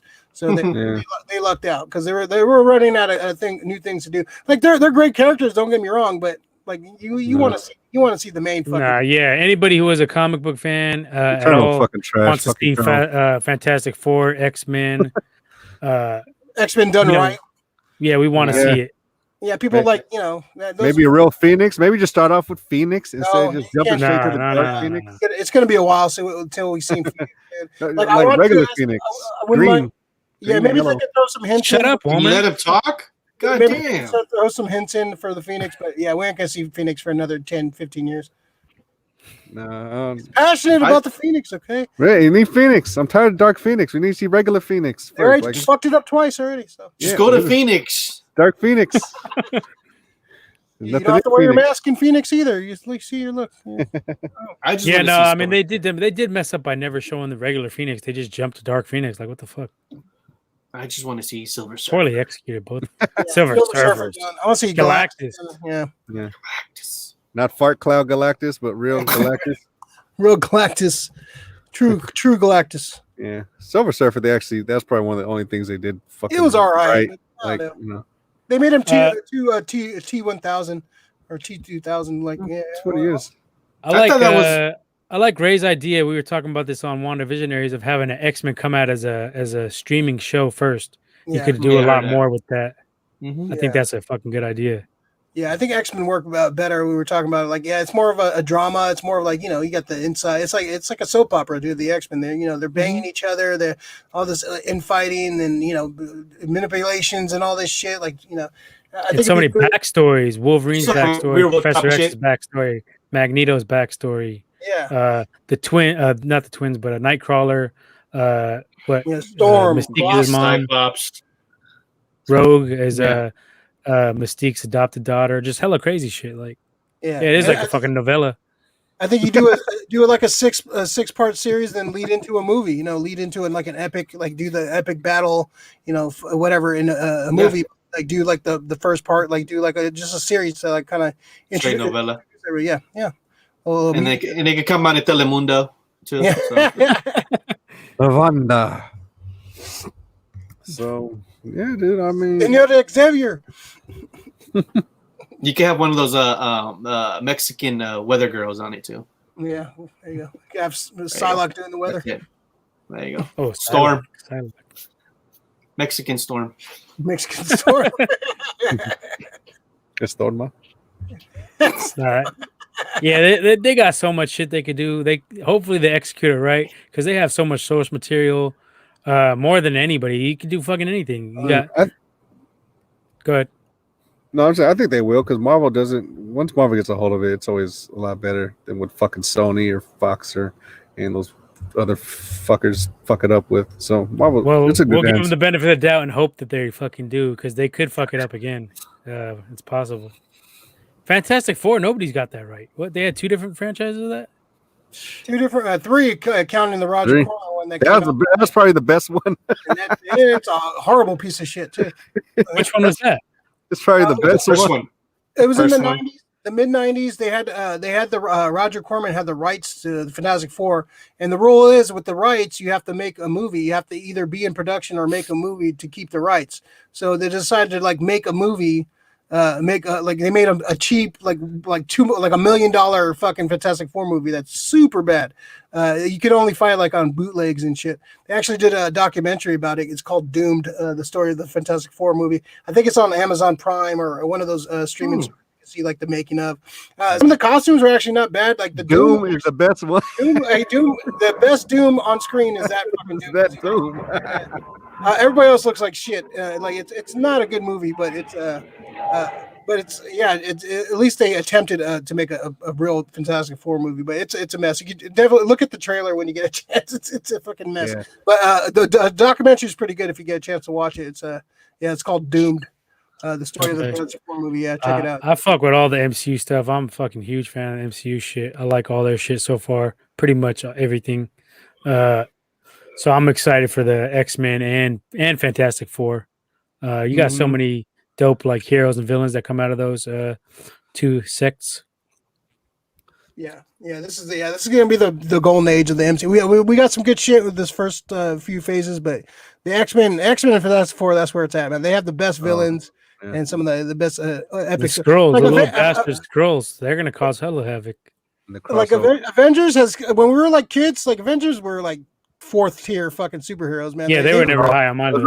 Iron Man, like no one gave a fuck about Iron Man. No one gave a fuck about Cap. Like Cap was a little bit more popular. X-Men, I think X-Men is the most. X-Men and Spidey was the Spider-Man, X-Men, and Fantastic Four for the most part. They were Wolverine. They were the main characters. Mine was always X-Men was number 1. Then you'd have I guess Fantastic Four, Avengers. Yeah, Avengers were cool, but like they weren't like well, especially like in the late 80s and early 90s.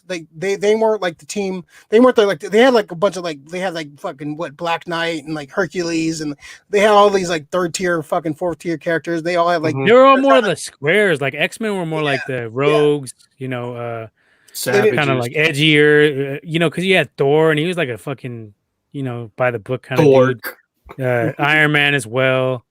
I hate Iron Man was an alcoholic though, so you can't really. I can't stand a comic book Iron Man. He's fucking annoying. Like when we first started reading comics, like Rhodey was actually Iron Man. Like in Secret Wars, Rhodey was actually Iron Man for a few years. So when I first introduced to Iron Man, it was Rhodey.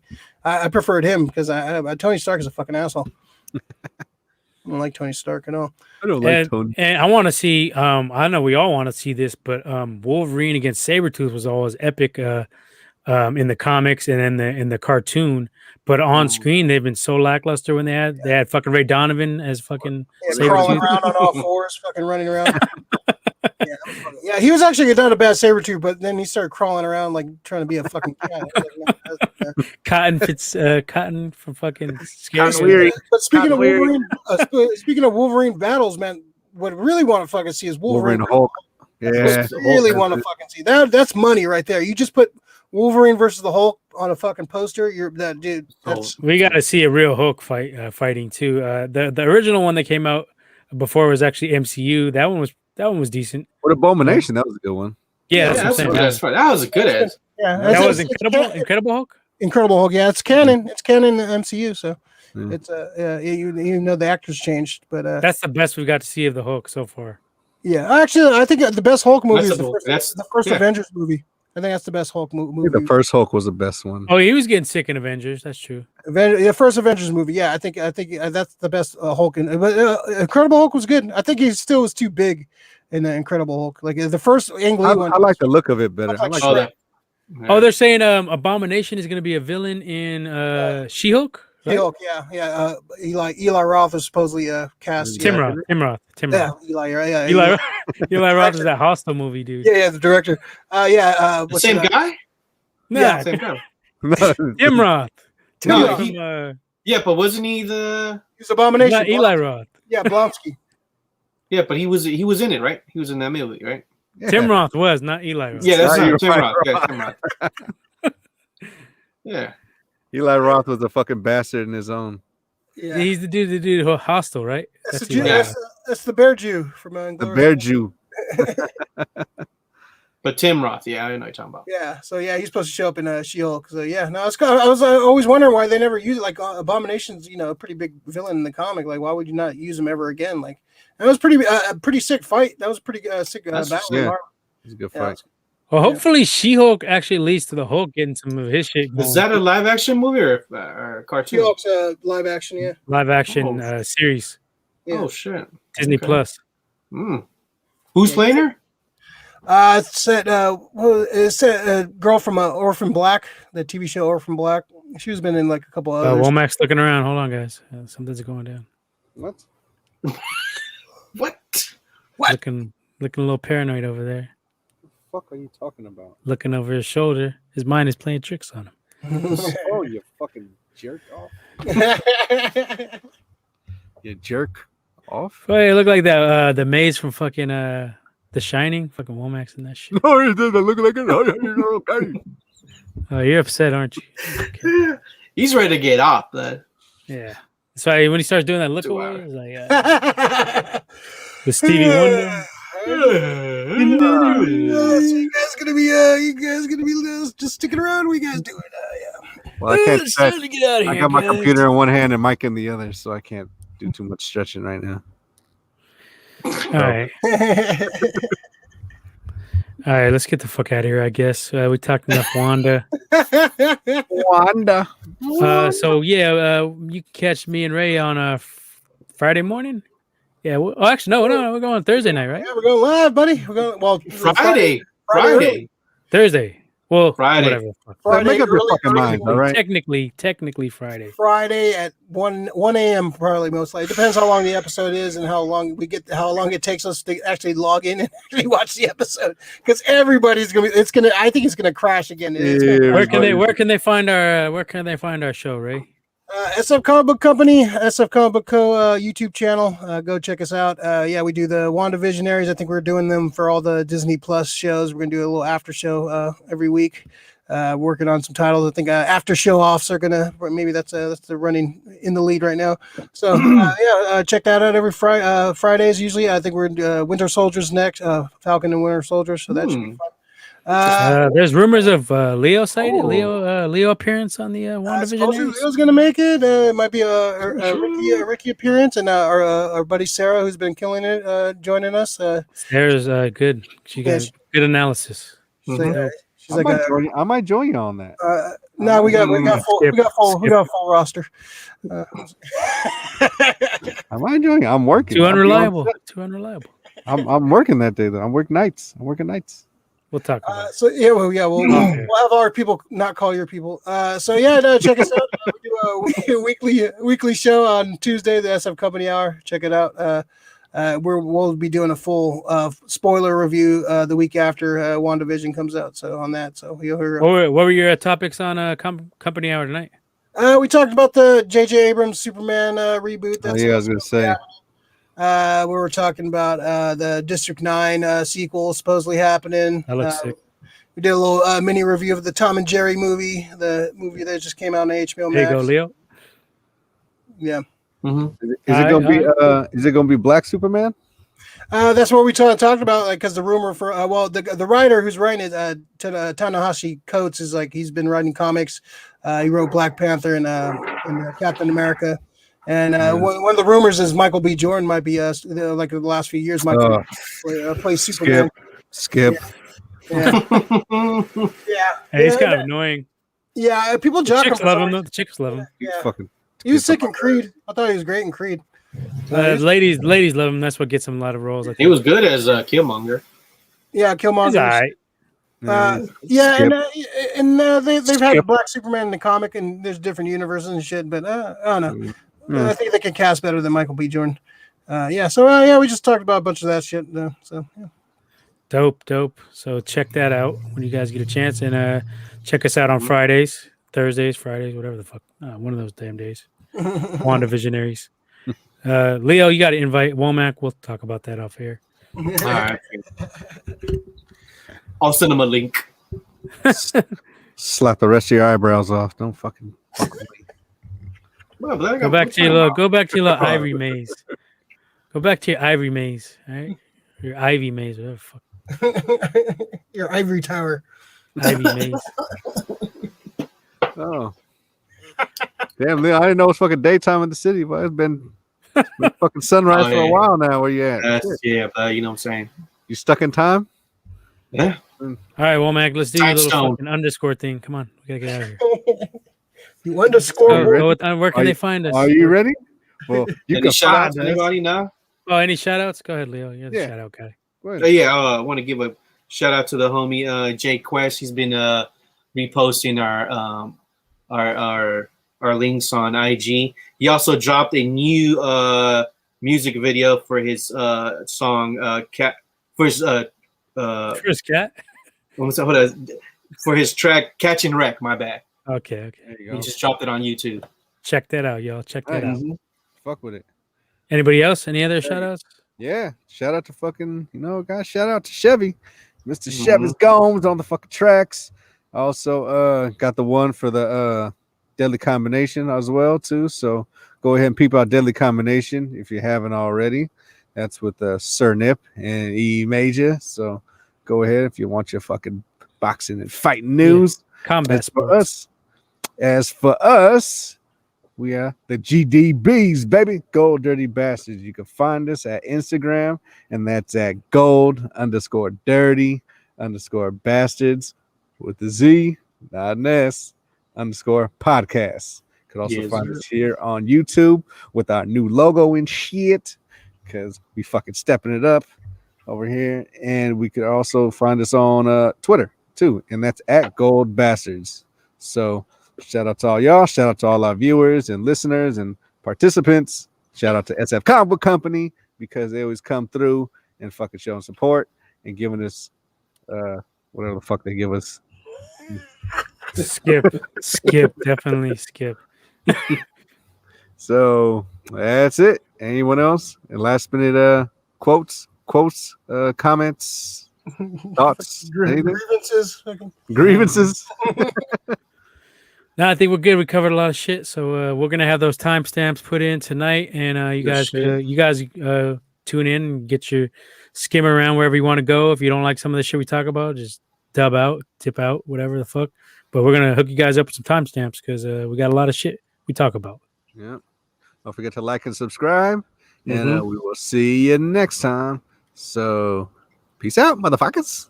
Peace out. Late. Later. We're gonna get an outro too. I'll work on that too. Yeah, we will do that.